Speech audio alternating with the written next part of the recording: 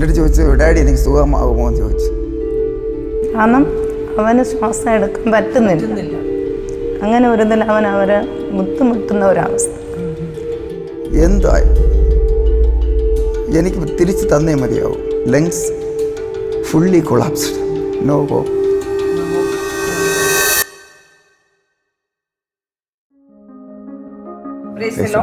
ദൈവത്തിന്റെ അതിപരിശുദ്ധമായ നാമം വാഴ്ത്തപ്പെടുമാറാകട്ടെ. വീണ്ടും ആത്മീയ കാഴ്ച എന്ന പ്രോഗ്രാമിലേക്ക് എല്ലാവരെയും സ്നേഹത്തോടെ സ്വാഗതം ചെയ്യുന്നു. ഇന്ന് തങ്ങളുടെ സാക്ഷ്യം പറയുവാനായിട്ട് ഇവിടെ എത്തിയിരിക്കുന്നത് ഹെബ്രോൺ ഇന്റർനാഷണൽ മിനിസ്ട്രിയിലെ ആക്റ്റീവ് മെമ്പേഴ്സ് ആയിരിക്കുന്ന ഞങ്ങളുടെ അലക്സ് ബ്രദറും വൈഫ് ബ്യൂളാൻറ്റിയുമാണ്. രണ്ടുപേരെയും സ്നേഹത്തോടെ ഈ പ്രോഗ്രാമിലേക്ക് സ്വാഗതം ചെയ്യുന്നു. ബ്രദറെ, എനിക്ക് ആദ്യമായിട്ട് ചോദിക്കുവാനുള്ളത്, നിങ്ങൾ എത്ര നാളായി സൗദി അറേബ്യയിൽ വന്നിട്ട്? നിങ്ങളുടെ ഫാമിലിയെ കുറിച്ച് അങ്ങനെ കുറച്ച് കാര്യങ്ങളൊക്കെ ആദ്യമായിട്ട് അറിയാൻ താല്പര്യപ്പെടുന്നു. ആദ്യമായിട്ട് ഞാൻ സൗദി അറേബ്യയിൽ 1984 മെയ് 24 സൗദി അറേബ്യയിൽ വന്നു. അത് കഴിഞ്ഞിട്ട് ഒരു 1992 മെയ് 4 ഞങ്ങളുടെ വിവാഹം കഴിഞ്ഞു. വിവാഹം കഴിഞ്ഞ് 95 മുതൽ സൗദി അറേബ്യ ദേശത്തിലുണ്ട്. അപ്പോഴേക്കും ഞങ്ങൾക്ക് 2 കുഞ്ഞുങ്ങൾ. മൂത്ത ബിജോ മോൻ, ഇളയത് അജോ മോൻ. അന്ന് ബിജോ മോൻ 9 മന്ത്സ്, 1 വയസ്സിന് മുമ്പേ തന്നെ ഞങ്ങൾ സൗദി അറേബ്യയിൽ വന്നു. നാട്ടിലെനിക്ക് ഞങ്ങൾ 7 സഹോദരങ്ങൾ. മൂത്തത് 4 സഹോദരിമാരും ഞങ്ങൾ 3 സഹോദരന്മാരും. അതിൽ 7ാമത്തെ ഏറ്റവും ഫാമിലിയിൽ ഏറ്റവും അവസാനം ആണ് ഞാൻ. ഇതാണ് ഞങ്ങളുടെ ഫാമിലിയുടെ. എൻ്റെ ഫാമിലിയിൽ 5 ബ്രദേഴ്സും 2 സിസ്റ്റേഴ്സും, പിന്നെ എല്ലാവരുടെയും ലാസ്റ്റിലുള്ള ആളാണ് ഞാൻ. അപ്പം ഞങ്ങൾ മൊത്തം 8 പേരുണ്ട്. അങ്ങനെ ഞങ്ങൾ 8ാമത്തെ ആൾ ഞാൻ. അപ്പം ഞങ്ങൾ 95-ലാണ് ഞാൻ ബിജോ മോനെയും കൊണ്ട് സൗദിയിലേക്ക് വരുന്നത്. 95 ജനുവരി 13-നാണ് ഇവിടെ ഞങ്ങൾ വന്നത്. നിങ്ങളുടെ വിശ്വാസ ജീവിതത്തിലേക്ക് വന്നത് അല്ലെങ്കിൽ എന്നായിരുന്നു, അല്ലെങ്കിൽ ഏത് വർഷമായിരുന്നു? ആക്ച്വലി വിശ്വാസ ജീവിതത്തിലേക്ക് വന്നത്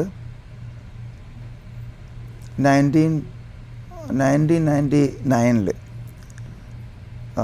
ഒരിക്കൽ ഇവിടെ ആനിവേഴ്സറി പ്രോഗ്രാം നടന്നായിരുന്നു.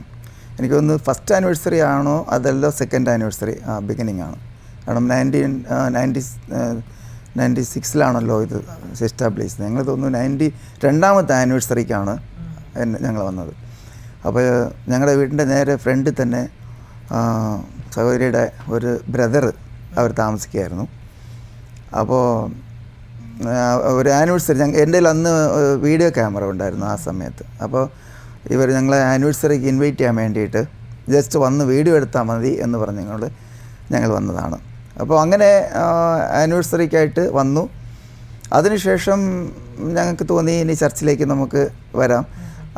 ആദ്യം കുഞ്ഞുങ്ങളെ 2 പേരെയും ഞങ്ങളുടെ ബ്രദർ, സൗരിയുടെ ബ്രദർ, അവർ സൺഡേ സ്കൂളിൽ കൊണ്ടുവരുമായിരുന്നു 2 പേരെയും.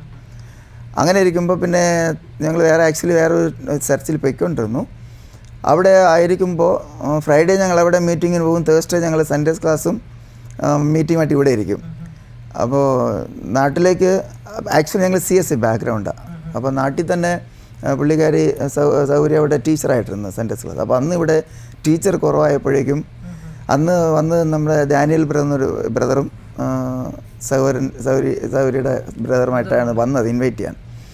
അപ്പോൾ അവർ പറഞ്ഞു, നിങ്ങൾ നാട്ടിൽ സൺഡേ സ്കൂൾ ടീച്ചറൊക്കെ അല്ലേ, അപ്പോൾ ഇവിടെ ഞങ്ങൾക്ക് ക്ലാസ് എടുക്കാമല്ലോ എന്ന് പറഞ്ഞു. അപ്പോൾ അങ്ങനെ സൺഡേ ക്ലാസ് എടുക്കും, തേഴ്സ്ഡേ മീറ്റിംഗ് കൂടും, ഫ്രൈഡേ ഞങ്ങൾ പഴയ ചർച്ച, അങ്ങനെ ഞങ്ങൾ ചർച്ചിൽ പോയിക്കൊണ്ടിരിക്കുകയായിരുന്നു. അങ്ങനെ ആയിരുന്നു. അപ്പോൾ ഞങ്ങൾ ഒരു 3 മാസം അങ്ങനെ പോയപ്പോൾ ഞങ്ങൾക്ക് തന്നെ തോന്നി അവിടെ ഇവിടെ എനിക്ക് നല്ലതല്ല, നമുക്കിത് നല്ലതെന്ന് തോന്നി. പിന്നെ അവിടെ നിന്ന് മാറി ഞങ്ങൾ പെർമനൻ്റായിട്ട് 1999 ഞങ്ങളൊരു ആനിവേഴ്സറിയുടെ കൂടെ വന്നെങ്കിലും ഒരു 2-3 മാസം കഴിഞ്ഞിട്ട് പെർമനൻ്റായിട്ട് ഞങ്ങൾ വരാൻ തുടങ്ങി. അത് കഴിഞ്ഞിട്ട് എത്ര മാസത്തിനുള്ളിലായിരുന്നു നിങ്ങളുടെ സ്നാനം നടന്നത്?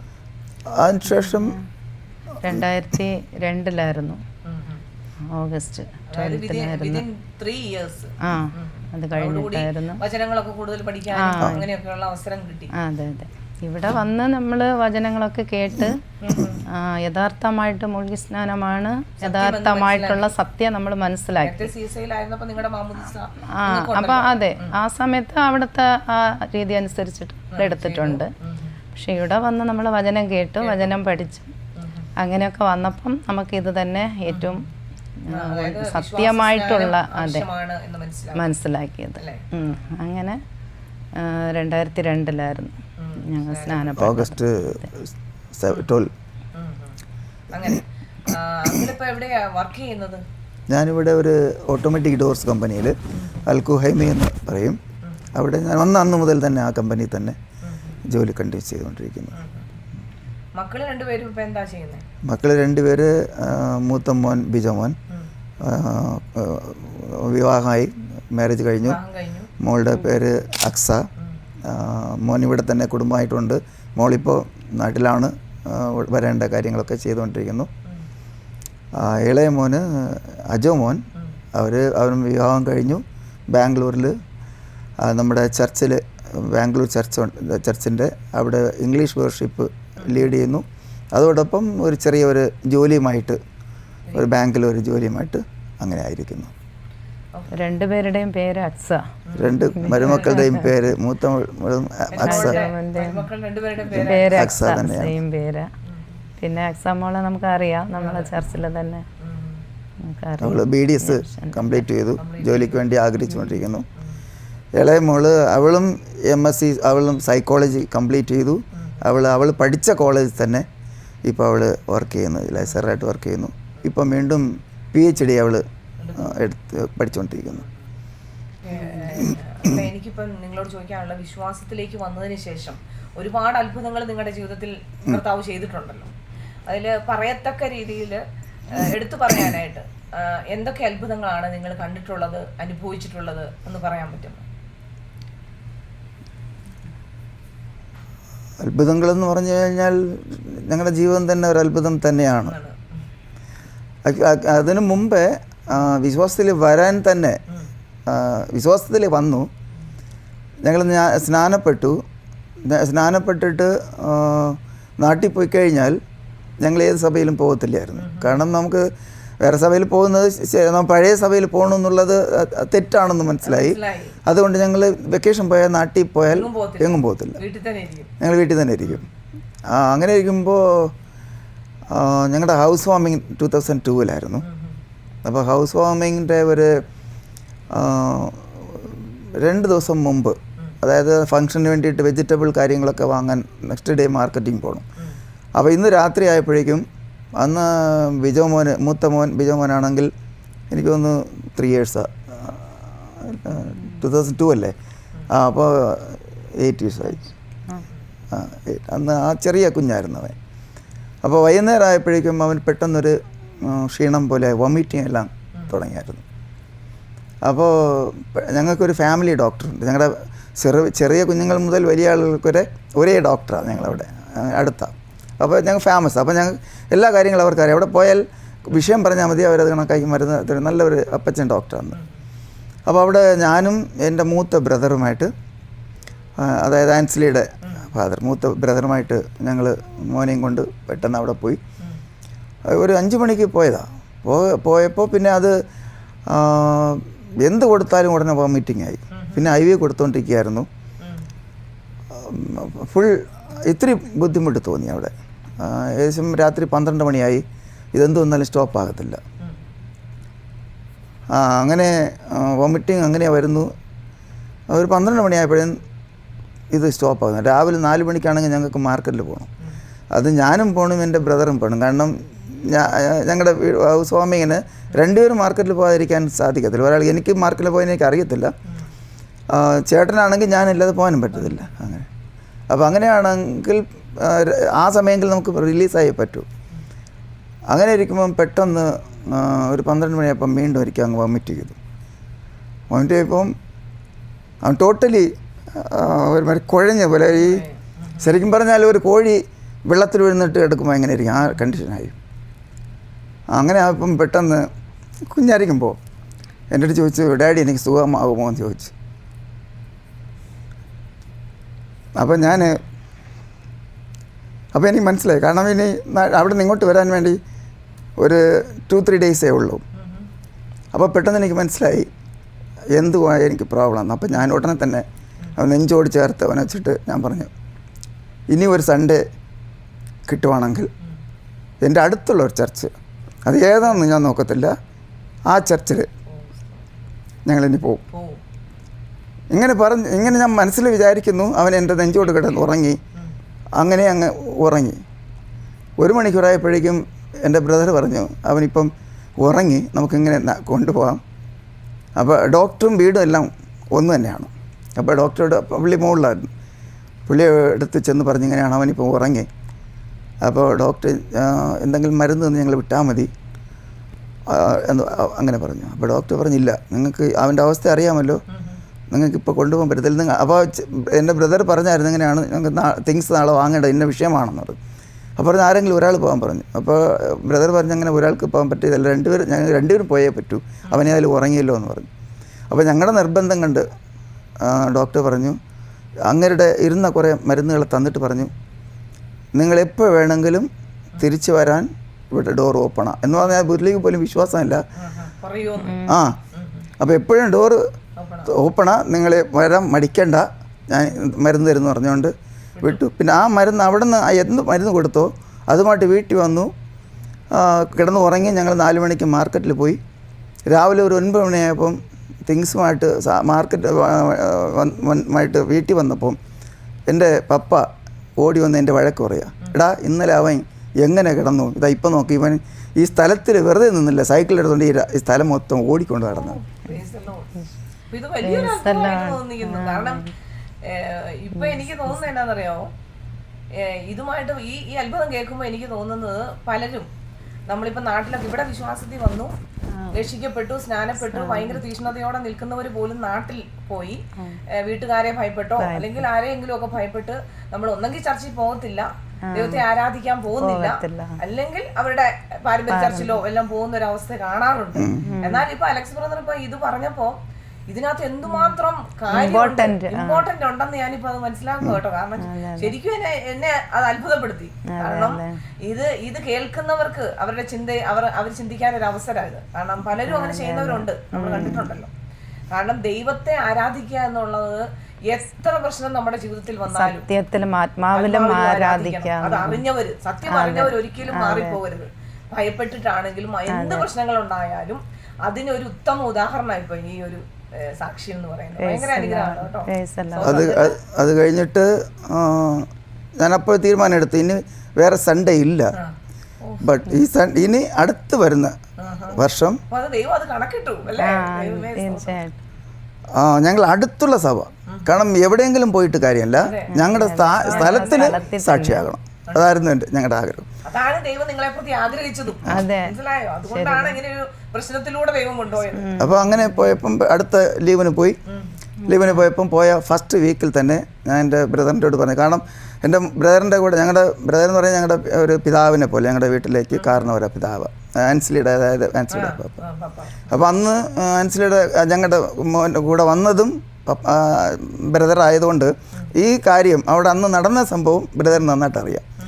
അപ്പോൾ അതുകൊണ്ട് അതിൻ്റെ അടുത്ത പ്രാവശ്യം ഞങ്ങൾ ആൾറെഡി സ്നാനപ്പെട്ടതും അവർക്ക് അറിഞ്ഞതാണ് സ്നാനപ്പെട്ടതും. അപ്പോൾ നെക്സ്റ്റ് വർഷം ഞങ്ങൾ വെക്കേഷൻ പോയപ്പം ഞാൻ ചേട്ടൻ്റെ അടുത്ത് പറഞ്ഞു, ഞങ്ങളിങ്ങനെ ഇന്ന സഭയിൽ പോകുന്നെന്ന് പറഞ്ഞു. അപ്പോൾ പറഞ്ഞു, മോനെ നിങ്ങളുടെ ഇഷ്ടം, നിങ്ങൾക്ക് എന്ത് തോന്നുന്നു നിങ്ങളുടെ ഇഷ്ടം, നോ പ്രോബ്ലം, അങ്ങനെ പറഞ്ഞു. അങ്ങനെ ഞങ്ങൾ ആ സഭയിൽ ഞങ്ങളുടെ അടുത്ത് തന്നെ ഒരു 10 മിനിറ്റ്സ് വാക്കേ ഉള്ളൂ. അവിടെ ഞങ്ങൾ സഭയിൽ പോകുമ്പോൾ ആ ദൈവദാസൻ ഓടി വന്ന് എന്നെ കെട്ടിപ്പിടിക്കുകയായിരുന്നു. കാരണം അവർ എനിക്ക് തോന്നുന്നു ഇങ്ങനെ ആരെങ്കിലും വരാൻ വേണ്ടി പ്രാർത്ഥിച്ചുകൊണ്ടിരുന്നതാണ്. കാരണം ഒരിക്കലും ഞങ്ങൾ ആ സഭയിൽ പോകുന്നതായിട്ട് ആരും പ്രതീക്ഷിക്കത്തില്ല. അങ്ങനെയാണ് അവർ ഓലയിട്ട്, നമ്മുടെ നാട്ടിൽ ചർച്ചകളുണ്ടല്ലോ, ഓലയിട്ടിട്ടുള്ള മേഞ്ഞിട്ടുള്ള ഒരു വീട്, ഒരു ഹാള്. ഞങ്ങൾ പോയ സമയത്ത് ആ അവസ്ഥ, അവിടെ കീറിയ പായലൊക്കെ ആയിരുന്നു. ചില സ്ഥലങ്ങളിലൊക്കെ പാത്രങ്ങൾ വെച്ചിരിക്കുകയായിരുന്നു. മഴ സമയമാണ് ഞങ്ങൾ പോയതും. ആ വെള്ളം പിടിക്കാൻ വേണ്ടി പാത്രമുണ്ട്. അതുപോലെ സൈഡിൽ ഒരു 2-3 അടി ഉയരത്തിലേക്ക് മാത്രം ഓലകൾ വെച്ച് കെട്ടിയിരിക്കുക. അപ്പോൾ ഈ വെളിയിൽ പെയ്യുന്ന മഴയുടെ വെള്ളം അവിടെ വീഴുന്നിട്ട് നമ്മുടെ ദേഹത്തിൽ വേണമെങ്കിൽ വീഴും. അങ്ങനെയായിരുന്നു, ആ കണ്ടീഷനായിരുന്നു. അപ്പം ഞങ്ങളവിടെ പോയി. അദ്ദേഹം വളരെ സന്തോഷത്തോട് ഞങ്ങളെ സ്വീകരിച്ചു, എന്നെ കെട്ടിപ്പിടിച്ചു. അങ്ങനെ ഞങ്ങൾ ആ സഭയിൽ അന്നും ഇന്നും പോകുന്നു. ഇന്ന് ആ സഭയ്ക്ക് ആക്ച്വലി അത് അന്നൊരു സഹോദരി ടെമ്പററി ആയിട്ട് ഞങ്ങളുടെ സ്ഥലത്തിൽ നിങ്ങൾ ആൾ വെച്ചോളൂ, പിന്നെ സ്ഥിതി മാറുമ്പോഴേക്കും മാറാമല്ലോ എന്ന് പറഞ്ഞുകൊണ്ടാണ് അന്ന് കൊടുത്തത്.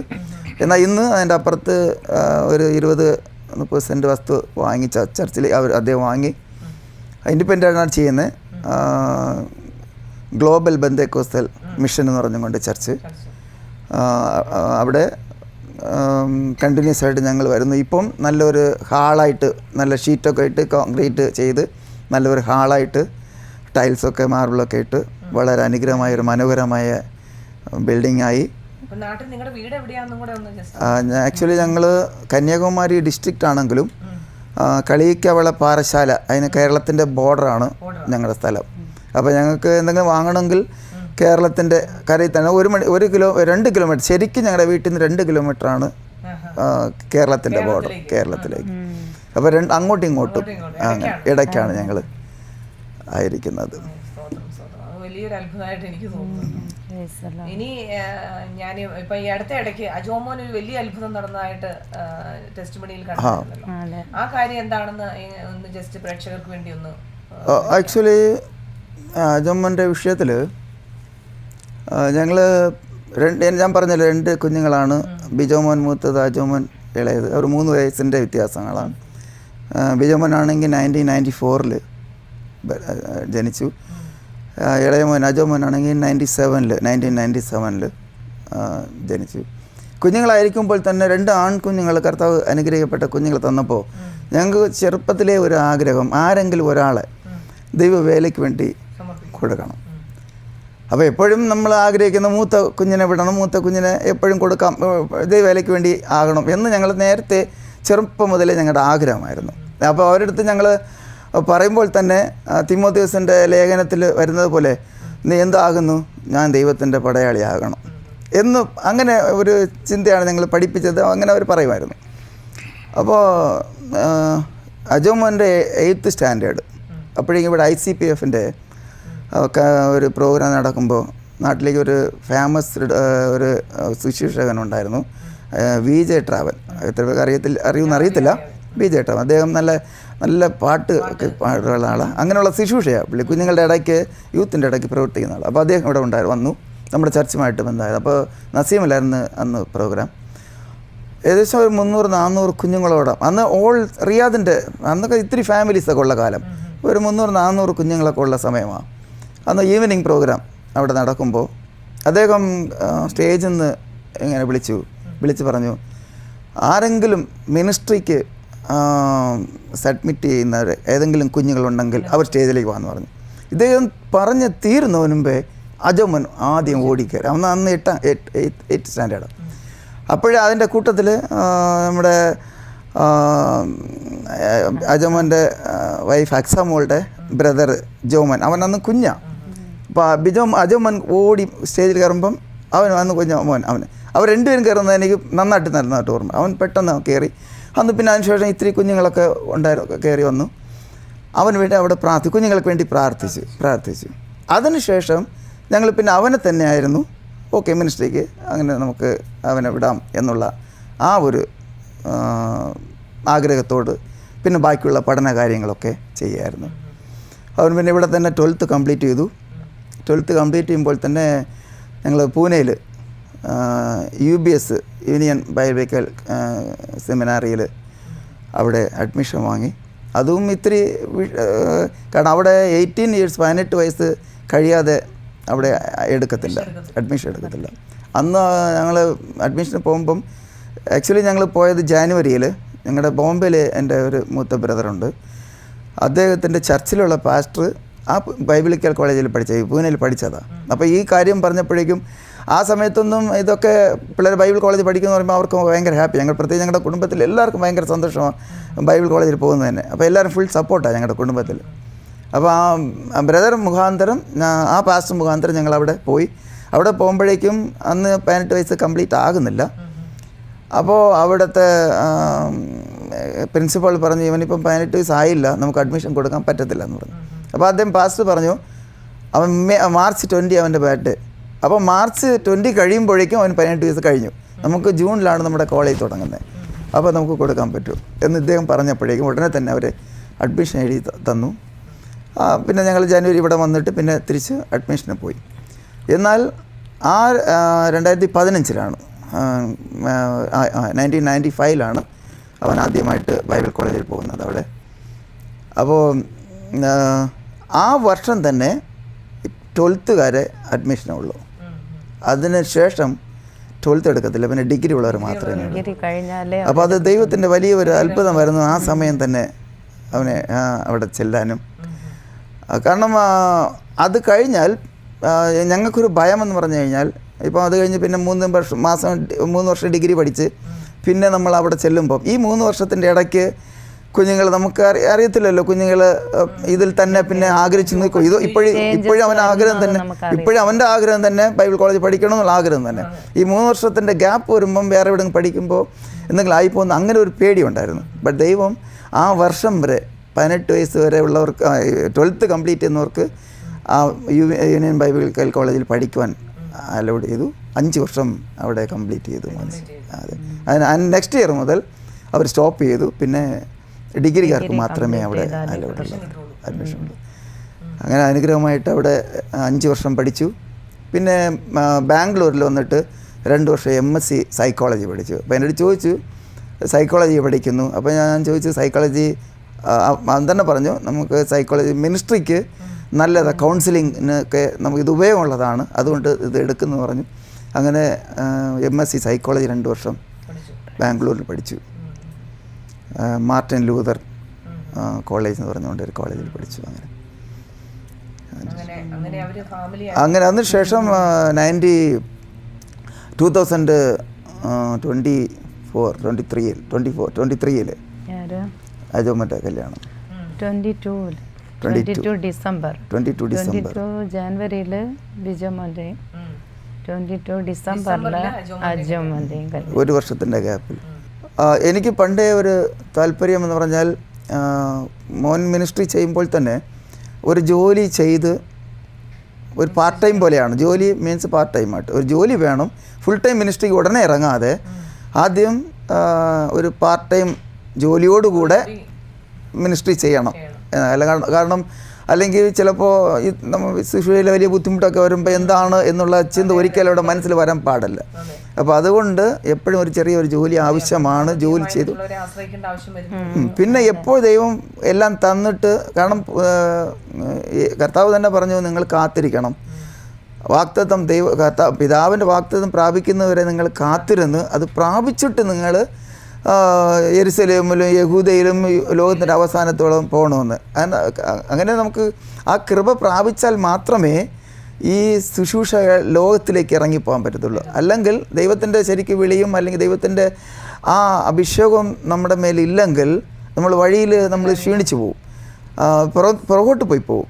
ബട്ട് നമ്മുടെ ദൈവത്തിൻ്റെ വിളിയും ആ കൃപയിൽ നമ്മൾ ഇറങ്ങിക്കഴിഞ്ഞാൽ എത്ര പ്രതികൂലങ്ങൾ വരും, അല്ല വന്നു കഴിഞ്ഞാലും നമുക്ക് അറിയാം ഇതിൻ്റെ അപ്പുറം നമുക്ക് വിളിച്ചിട്ടുള്ള വിളി അതുവരെ ദൈവം കൊണ്ട് നടത്തും. അപ്പോൾ നമുക്ക് അതിന് ധൈര്യമായിട്ട് എത്ര പ്രതികൂലം വന്നാലും ധൈര്യമായിട്ട് നിൽക്കാൻ സാധിക്കും. അപ്പോൾ അതുകൊണ്ട് ഞാൻ നേരത്തെ ആഗ്രഹമാണ് ഒരു ചെറിയ ഒരു ജോലിയായിട്ടിരുന്നിട്ട് ദൈവം ചെയ്തുകൊണ്ടിരിക്കുമ്പോൾ എപ്പോൾ ഫുൾ ദൈവത്തിൻ്റെ വിളി ഉണ്ടാകുമോ അപ്പോഴേ ജോലി വിട്ടിട്ട് ഫുൾ ടൈം മിനിസ്ട്രിക്ക് പോവുക. അപ്പോൾ അങ്ങനെ പറഞ്ഞതുകൊണ്ട് ഒരു ഓസ്ട്രേലിയൻ കമ്പനി, ഒരു ബാങ്കിൽ, കോമൺവെൽത്ത് ഓസ്ട്രേലിയൻ ബാങ്കിൽ ഒരു ജോലിയായിട്ട് ജോലിയും ചെയ്തു. അതോടൊപ്പം നമ്മുടെ ബാംഗ്ലൂരിൻ്റെ ഇംഗ്ലീഷും മലയാള സർവീസും നമുക്കുണ്ട്. തമിഴ് കന്നഡ സർവീസ് ഗോയി പാസ്റ്റർ എന്നുള്ള ഒരു പാസ്റ്റർ ഫാമിലിയായിട്ട് അവർ ചെയ്യുന്നു. മലയാളവും ഇംഗ്ലീഷുമായിട്ട് മലയാള നമ്മുടെ ഷിജു പാസ്റ്റർ ഫാമിലിയും അജോമൻ ഫാമിലിയുമായിട്ട് അവർ ചെയ്തു വരുന്നു. അങ്ങനെ ശുശ്രൂഷ ചെയ്തു പോകുന്നു. അപ്പം ഈ കഴിഞ്ഞ ഇടയ്ക്ക് എനിക്ക് ഫിസിക്കലി പ്രോബ്ലംസ് ചെറുതായിട്ടൊക്കെ ഉണ്ടായാലോ, അത് എന്തായിരുന്നു, അതിന്റെ വിടുതൽ എങ്ങനെയായിരുന്നു, അതുകൂടെ പ്രേക്ഷകർക്ക് വേണ്ടി ഒന്ന് പറയാം.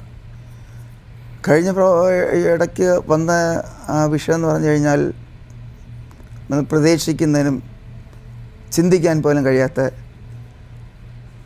ആ ഒരവസ്ഥയിൽ തന്നെയായിരുന്നു. ഒരിക്കലും ഒരു മാതാപിതാക്കൾ കാണുമ്പോൾ കണ്ടു നിൽക്കുന്ന അവസ്ഥയിലല്ല.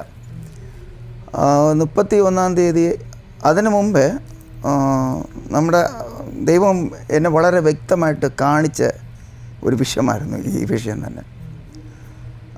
നമ്മുടെ നമുക്ക് ഡിസംബറിൽ 21 ഡേയ്സ് ഫാസ്റ്റിംഗ് പ്രെയറിൽ 13-ാം തീയതി 8ാമത്തെ ദിവസം ഫാസ്റ്റിംഗ് പ്രെയർ. അന്നത്തെ ദിവസം സാറ്റർഡേ പൊതുവെ എനിക്ക് ആക്ച്വലി സാറ്റർഡേ ഓഫാണ്. ഞങ്ങളുടെ കമ്പനിയുടെ സിറ്റുവേഷനിൽ ഞാൻ ആക്ച്വലി എൻ്റെ പ്രൊഫഷൻ എന്ന് പറയുന്നത് അധികം സൈറ്റിലാണ്. ഞാൻ ഡോർ കൺസൾട്ടൻ്റ്. അപ്പോൾ എനിക്ക് ഇൻസ്പെക്ഷനും കാര്യങ്ങളും ഉള്ളതുകൊണ്ട് വർക്കേഴ്സിനെ പോലെ എനിക്ക് പോകേണ്ടതാണ്. ബട്ട് എനിക്ക് ആ സാറ്റർഡേ എനിക്ക് ലീവാണ്, പോകണ്ട. അപ്പോൾ ഞാൻ വിചാരിച്ചു സാറ്റർഡേ എനിക്ക് ദൈവം തന്ന ലീവിനെ നമുക്ക് വേറെ ഒന്നും ചെയ്യാതെ അതിനുവേണ്ടി പ്രയോജനപ്പെടുത്തണം എന്ന് പറഞ്ഞുകൊണ്ട് ഞാനും സൗകര്യം. മോള് അന്ന് എക്സാമ്പിളിരിക്കുമ്പോൾ എക്സാമ്പിളുണ്ടാവും. ബിജോമനാണെങ്കിൽ അധികം ഡ്യൂട്ടി ആയിരിക്കും.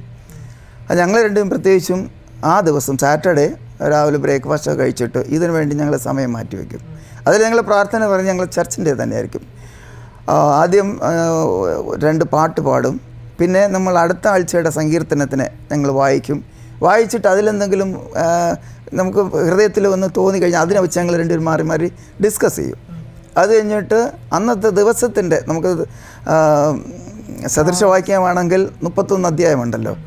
അപ്പോൾ അന്നത്തെ ദിവസം ഇപ്പോൾ ഇന്ന് നമുക്ക് 7-ാം തീയതി ആണെങ്കിൽ 7ാമത്തെ സദൃശവാക്യം, അങ്ങനെ ഞങ്ങൾ സദൃശവാക്യം അങ്ങനെ വായിച്ചതിന് ശേഷം ഞങ്ങൾ നന്നായിട്ട് പാട്ട് പാടി ഞങ്ങൾ നന്നായിട്ട് കൈകോർത്ത് ഞങ്ങൾ ആരാധിക്കും. ഞങ്ങൾക്ക് അന്നത്തെ ദിവസം എന്ന് പറയുമ്പോൾ ആരാധന അത് ഞങ്ങളുടെ ഒരു പ്രത്യേക, കാരണം ഞങ്ങളുടെ പ്രാർത്ഥനാലയത്തിൽ അത് ഇത്തിരി ഫ്രീ ആയിട്ട് ഞങ്ങൾക്ക് ആരാധിക്കാൻ പറ്റും. അത് ഞങ്ങൾക്ക് നല്ലൊരു വിടുതലും ഒരു വലിയൊരു സന്തോഷം അന്നത്തെ ദിവസം. അങ്ങനെ ആരാധിച്ചതിന് ശേഷം ഞങ്ങൾ പ്രാർത്ഥിക്കാൻ തുടങ്ങിയാൽ സഭയിലുള്ള ദൈവദാസൻ മുതൽ ഇങ്ങനെ റിയാദിൻ്റെ അകത്ത് നമ്മുടെ സഭയിൽ വരുന്നവരെല്ലാം പേരറിയാത്തവരെ മുഖം ഓർത്തെങ്കിലും അങ്ങനെ ആദ്യം നമ്മുടെ സഭയെ കംപ്ലീറ്റ് ഓർത്ത് പ്രാർത്ഥിച്ചതിന് ശേഷം ഞങ്ങളുടെ കുടുംബത്തിലെയും അവസാനം ഞങ്ങളുടെ കുഞ്ഞുങ്ങളോട് ചേർത്ത് ഞങ്ങളുമായിട്ട് പ്രാർത്ഥന നിർത്തുമ്പോൾ ഏകദേശം ഫുഡ് വയ്ക്കേണ്ട സമയമാകും. അപ്പോൾ സൗകര്യ കിച്ചണിലേക്ക് പോകും. ഞാൻ ചിലപ്പോൾ അവിടെ തന്നെ ഇരുന്ന് ചിലപ്പോൾ ബൈബിൾ കണ്ടിന്യൂസ് വായിച്ചുകൊണ്ടിരിക്കും. ചിലപ്പോൾ അങ്ങനെ വായിച്ചുകൊണ്ടിരിക്കുമ്പോൾ ചിലപ്പോൾ അങ്ങ് ഉറങ്ങിപ്പോകും. അങ്ങനെ ഞാൻ അന്ന് അവിടെ വായിച്ചുകൊണ്ട് ഇരിക്കുമ്പോൾ പെട്ടെന്ന് ഞാൻ അങ്ങ് ഉറങ്ങുമ്പോൾ പെട്ടെന്ന് എനിക്കിങ്ങനെ ഒരു സ്വപ്നമാണ് കാണുന്നത്. യേശു മധ്യാകാശത്തിൽ ഒറ്റയ്ക്കുള്ളൂ, യേശു മാത്രമേ ഉള്ളൂ, കൂടെ ആരും കാണുന്നില്ല. യേശു വലിയൊരു രൂപമായിട്ട് ഇങ്ങനെ ഇറങ്ങി വന്നിങ്ങനെ വലിയൊരു രൂപമായിട്ട് അടുത്ത് വരുമ്പോൾ ചെറുതായിട്ട് എൻ്റെ അടുത്ത് വരുന്നു. പെട്ടെന്ന് ഞാൻ നോക്കുമ്പോൾ അത് മാറി എൻ്റെ വലതു ഭാഗത്ത് ക്രൂശിൽ തറയ്ക്കപ്പെട്ട യേശു, ആ മുഖത്തെ ഈ കഴുത്തിൻ്റെ നെഞ്ചിൻ്റെ കുറച്ച് മുകളിലുള്ള ഭാഗവും മാത്രം തലയിലും മുൾക്രീടം വെച്ചിട്ട് ഫ്രഷായിട്ട് ആ ബ്ലഡ് ഇങ്ങനെ ഒഴുകിക്കൊണ്ടിരിക്കുന്നത് എന്നുള്ളതല്ല, അങ്ങനെ അപ്പോഴൊഴുകിക്കൊണ്ടിരിക്കുന്ന ആ ബ്ലഡ് ഒഴുകിക്കൊണ്ടിരിക്കുന്നതായിട്ടും ഇങ്ങനെ എൻ്റെ അടുത്ത് ഇങ്ങനെ കാണുന്നു. അപ്പോൾ ഞാൻ പെട്ടെന്ന് ഇങ്ങനെ തിരിഞ്ഞ് നോക്കുകൊണ്ട് യേശു മുൾക്കിരീടവും ചൂടി ബ്ലഡുമായിട്ട് ഇങ്ങനെ നിൽക്കുന്ന കണ്ടപ്പോൾ ഞാൻ അങ്ങനെ ഒരു പെട്ടൊരു നെട്ടലും ഒരു വലിയൊരു പ്രയാസം തോന്നിയിട്ട് ഞാനിങ്ങനെ നോക്കുമ്പോൾ ഇങ്ങനെ കണ്ണ് തുറന്നിട്ട് അടയ്ക്കുന്നു. അപ്പോൾ കണ്ണിന്ന് കണ്ണുനീരായിട്ട് ഒഴുകുന്നു. അപ്പോൾ എനിക്ക് പെട്ടെന്ന് യേശു എന്തിനാ കരയുന്നേ? ഇങ്ങനെ എൻ്റെ ഉള്ളിൽ ചോദിക്കുന്നതിന് മുമ്പ് തന്നെ ആ ഭാഗം മാറിയിട്ട് നോക്കൊണ്ട് വലിയ നീളത്തിലൊരു ടേബിൾ ഈ വൈറ്റ് ടേബിൾ, നല്ല പ്രകാശമുള്ള ഒരു വെള്ള ടേബിൾ, അപ്പുറത്തും ഇപ്പുറത്തും ആളുകളിരിക്കുന്നു, വെള്ള വസ്ത്രം ധരിച്ചവർ. എന്നാൽ ഫേസ് നമുക്ക് മനസ്സിലാകുന്നില്ല, ആരെന്നുള്ളത് മനസ്സിലാകുന്നില്ല. പ്രകാശം പോലെ ഒരു വ്യത്യാസമായിട്ട് കാണുന്നു. നല്ല വലിയ ടേബിൾ ഇരിക്കുന്നു, ആഹാരം കഴിക്കുന്നതാണ് അവിടെ നടക്കുന്ന സിറ്റുവേഷൻ. അപ്പോൾ ഇപ്പുറത്ത് ഞാനിരിക്കുന്നു, അപ്പുറത്ത് യേശു ഇരിക്കുന്നു. ഞാൻ പെട്ടെന്ന് എഴുന്നേറ്റിട്ട് യേശുപ്പച്ചനോട് ചോദിക്കും, യേശുപ്പച്ച സ്വർഗത്തിൽ നമ്മൾ ഒരുമിച്ച് ആഹാരം കഴിക്കുമായിരിക്കും അല്ലയോ എന്ന് ഞാൻ ചോദിക്കുന്നു. ഈ ചോദിച്ചിട്ട് അതോടുകൂടെ കഴിഞ്ഞു. അതിനുശേഷം ഒരു കാഴ്ച ഇവിടെ കാണുന്നത്, ആ ദിവസങ്ങൾ തന്നെ എനിക്കൊരു ചെറിയ മെസ്സേജ്, ആ ഫാസ്റ്റിംഗ് പ്രേയറിൻ്റെ മെസ്സേജ്, ഞാൻ ഇവിടെ തന്നെ നിന്ന് മെസ്സേജ് കൊടുത്ത് കഴിഞ്ഞ ശേഷം ഞാൻ അവിടെ പുൽപ്പിറ്റിൽ ഇങ്ങനെ കൈയും കൊടുത്ത് നിൽക്കുമ്പോൾ ഒരു സഹോദരി വന്ന് പെട്ടെന്ന് ചോദിക്കുന്നു, നിങ്ങൾ കോമൺ കൺവെൻഷനിൽ പോയില്ലേ, നിങ്ങളുടെ ഇവിടുത്തെ എല്ലാ ആളുകളും അവിടെ ഉണ്ടല്ലോ, നിങ്ങളെന്ത് പോയില്ലയോ എന്ന് ചോദിക്കുക. അപ്പം ഞാൻ പെട്ടെന്ന് എടുത്തോണ്ട് ഞാൻ അവരുടെ ആൻസർ പറയുക, ഓ ഞങ്ങൾ പോയില്ലെങ്കിൽ യേശു ഞങ്ങളുടെ കൂടെ ഇവിടെ ഉണ്ടായിരുന്നല്ലോ എന്ന് പറയുന്നു. ആ സ്വപ്നത്തിലൂടെ അത് അങ്ങ് കംപ്ലീറ്റ് സ്റ്റോപ്പായി. എന്നാൽ എൻ്റെ മനസ്സിൽ ഇന്നും ഡെയിലി ഞാനൊരു 10 പ്രാവശ്യമെങ്കിലും ആ കാഴ്ച, പ്രത്യേകിച്ച് ആ ക്രൂസിൻ്റെ കാഴ്ച ഞാൻ ഓർക്കാറുണ്ട്. അപ്പോൾ പെട്ടെന്ന് എൻ്റെ മനസ്സിൽ ഒരു ക്വസ്റ്റ്യൻ വന്നുകൊണ്ടിരുന്നു. യേശുവിടെ മുൾമുടിയിൽ നിന്ന് ബ്ലഡ് ഒഴുകി, അത് വാസ്തവമാണ്. കണ്ണുനീര് അങ്ങനെ കണ്ണുനീര് കരഞ്ഞതായിട്ട് മറ്റുള്ളവർക്ക്, കരയുന്നവരടുത്ത് പറഞ്ഞു, മറിയയോട് പറഞ്ഞു നീ കരയണ്ട എന്ന് പറയുന്നു, ജനങ്ങളോട് പറയുന്നു നീ കരയണ്ട, നിങ്ങളും നിങ്ങളുടെ മക്കൾക്ക് വേണ്ടി കരയുമെന്ന് പറയുന്ന കർത്താവ് അവിടെ കരഞ്ഞതായിട്ട് എനിക്കവിടെ കാണുന്നില്ല. ബട്ട് എന്തുകൊണ്ടാണ് യേശു കരഞ്ഞു? ഇതെൻ്റെ ഭയങ്കര ഉള്ളൊരു ചോദ്യമായിരുന്നു. അപ്പോൾ പെട്ടെന്ന് അതിൻ്റെ വേറൊരു ദിവസം ഞാനിവിടെ എനിക്ക് മെസ്സേജ് ഫാസ്റ്റിംഗ് പ്രേയറിൻ്റെ തന്നെ സമയത്ത് വന്നപ്പോൾ പരിശുദ്ധാത്മാവിനെ കുറിച്ചിട്ട് അന്ന് ഞാനൊരു മെസ്സേജ് കൊടുത്തായിരുന്നു. യോവേൽ പ്രവചനത്തിൻ്റെ 2:28 ആ പൗലോസ് എഴുന്നേറ്റ് നിന്ന് പറയുന്നത്, അതിന് പറഞ്ഞ കൂട്ടത്തിൽ ഞാൻ ഇങ്ങനെ വർണ്ണിക്കുക, നമുക്ക് പരിശുദ്ധാത്മാവ് ഈ ലോകത്തിൽ നാം ജീവിക്കണമെങ്കിൽ പരിശുദ്ധാത്മാവിൻ്റെ ദാനമായ പരിശുദ്ധാത്മാവിൻ്റെ കാര്യസ്ഥനെ നമ്മൾ പ്രാപിച്ചേ മതിയാവും. എങ്കിൽ തന്നെ ഏതവസ്ഥയിലും കടന്നു പോകത്തില്ല എന്നല്ല, കടന്നു പോകും. ഞാനതാ അന്ന് പറയും, കടന്നു പോകും. ബട്ട് അവിടെ നിന്നൊക്കെ നീക്കുപോക്കം ഉണ്ടാകും, അല്ലെങ്കിൽ അവിടെ നിന്ന് വിടുതലുണ്ടാകണമെങ്കിൽ നമ്മൾ പരിശുദ്ധാത്മ പ്രാപിക്കണം എന്ന് പറഞ്ഞുകൊണ്ട് ഈ പരിശുദ്ധാത്മാവിനെക്കുറിച്ചും സ്വപ്നം, മൂപ്പന്മാരെ സ്വപ്നം കാണും, യൗവനക്കാർ ദർശനങ്ങളെ കാണും, ഇതൊക്കെ പ്രവചിക്കുക, യൗവനക്കാർ പ്രവചിക്കുക, മൂപ്പന്മാർ ദർശനം കാണും. ഇത് പറഞ്ഞ കൂട്ടത്തിൽ പെട്ടെന്ന് എനിക്ക് തോന്നി, എനിക്ക് ദൈവം തന്ന ആ സ്വപ്നം ഒന്ന് പറയും. കാരണം മൂപ്പന്മാർ സ്വപ്നം കാണുന്നു എന്ന് വചനത്തിലുണ്ടെങ്കിൽ അത് നമ്മളെ കാണിച്ചെങ്കിൽ അത് പറയണമെന്ന് പറഞ്ഞുകൊണ്ട് ഞാനിങ്ങനെ ഈ പറഞ്ഞതുപോലെ തന്നെ ഞാൻ ഇവിടെ തന്നെ അന്ന് തന്നെ പറഞ്ഞിട്ട് പെട്ടെന്ന് ഇങ്ങനെ ഞാൻ പറഞ്ഞു, യേശു ക്രൂസിൽ കരഞ്ഞില്ല ഒരിക്കലും. മറ്റുള്ളവർക്ക് വേണ്ടി ആശ്വാസം പറഞ്ഞ കർത്താവ് കരഞ്ഞില്ലല്ലോ, പിന്നെ എന്തുകൊണ്ടാണ് കരഞ്ഞു എന്ന് ചോദിച്ചിട്ട് ഞാൻ അന്ന് എനിക്ക് ആ ക്വസ്റ്റ്യൻ അവിടെ കിടക്കുകയായിരുന്നു. ഇങ്ങനെ പറഞ്ഞിട്ട് അന്ന് മീറ്റിംഗ് കഴിഞ്ഞു. അപ്പോൾ സായം ബ്രദർ വന്നിട്ട് പറഞ്ഞു, സൗര അത് നീ വലിയൊരു കഷ്ടത്തിലൂടെ കടന്നു പോകും. ബട്ട് ആ കഷ്ടം എനിക്ക് മാത്രമല്ല ദൈവത്തിന് ദുഃഖമാണ്. ദൈവം വേദനിക്കുന്ന ലെവലിലേക്ക് ഒരു ദുഃഖം ഉണ്ടാവും, എന്നാൽ അതൊന്ന് ജയിച്ച് കരകയറി വരും, അദ്ദേഹം പറഞ്ഞു. അപ്പോൾ എനിക്ക് തോന്നി, അതിൻ്റെ അടുത്ത സെക്ഷൻ ഞാൻ കാണുന്നത് അവർ വെള്ള ടേബിളും ആ യേശുവോട് ഞാൻ തന്നെ പറയുന്നു, കർത്താവേ നമുക്ക് ഒരുമിച്ച് ആഹാരം കഴിക്കാമല്ലോ എന്നുള്ള ഞാൻ ചോദിച്ചതുകൊണ്ട് എൻ്റെ മനസ്സിൽ ഓടി വരുന്നത്, എനിക്കും 64 വയസ്സ് കഴിയുന്നു, രോഗവും ക്ഷീണവും ഒക്കെ നമുക്ക് എപ്പോഴും ഇരിക്കുന്നു. അപ്പം നമ്മുടെ ഇവിടുത്തെ ഈ ലോകത്തിൻ്റെ സമയം കഴിഞ്ഞു, നമുക്ക് വല്ല രോഗമോ വല്ല പോരാട്ടങ്ങളായിരിക്കും, നോ പ്രോബ്ലം, നമ്മുടെ സമയം കഴിഞ്ഞു. അപ്പോൾ ഇങ്ങനെയുള്ള രോഗത്തിലൂടെ പോകും, നമുക്ക് പിന്നെ നമ്മുടെ സമയം കഴിഞ്ഞല്ലോ എന്നൊരു ആശ്വാസം ഉണ്ടായിരുന്നു. പിന്നെ ഏതായാലും നമ്മൾ പോകുന്നത് ദൈവത്തിൻ്റെ അടുത്ത് പോകുന്നു എന്നുള്ളൊരു സന്തോഷവും കൂടെ അങ്ങനെ ആയിരിക്കും. അത് നടക്കുന്നത് ഡിസംബർ 13 ഈ ദർശനം കാണുന്നത്. അങ്ങനെ ഇരിക്കുമ്പോൾ ഡിസംബർ 30 അജുമോൻ ഹോസ്പിറ്റലിൽ അഡ്മിറ്റ് ആകുന്നത്. ആക്ച്വലി അജുമോൻ്റെ അക്സമോളുടെ മമ്മിയും പപ്പയും അവർ അയർലൻഡാണ്. അവർ ലീവിന് 1 മന്ത് ഉണ്ടായിരുന്നു അവിടെ.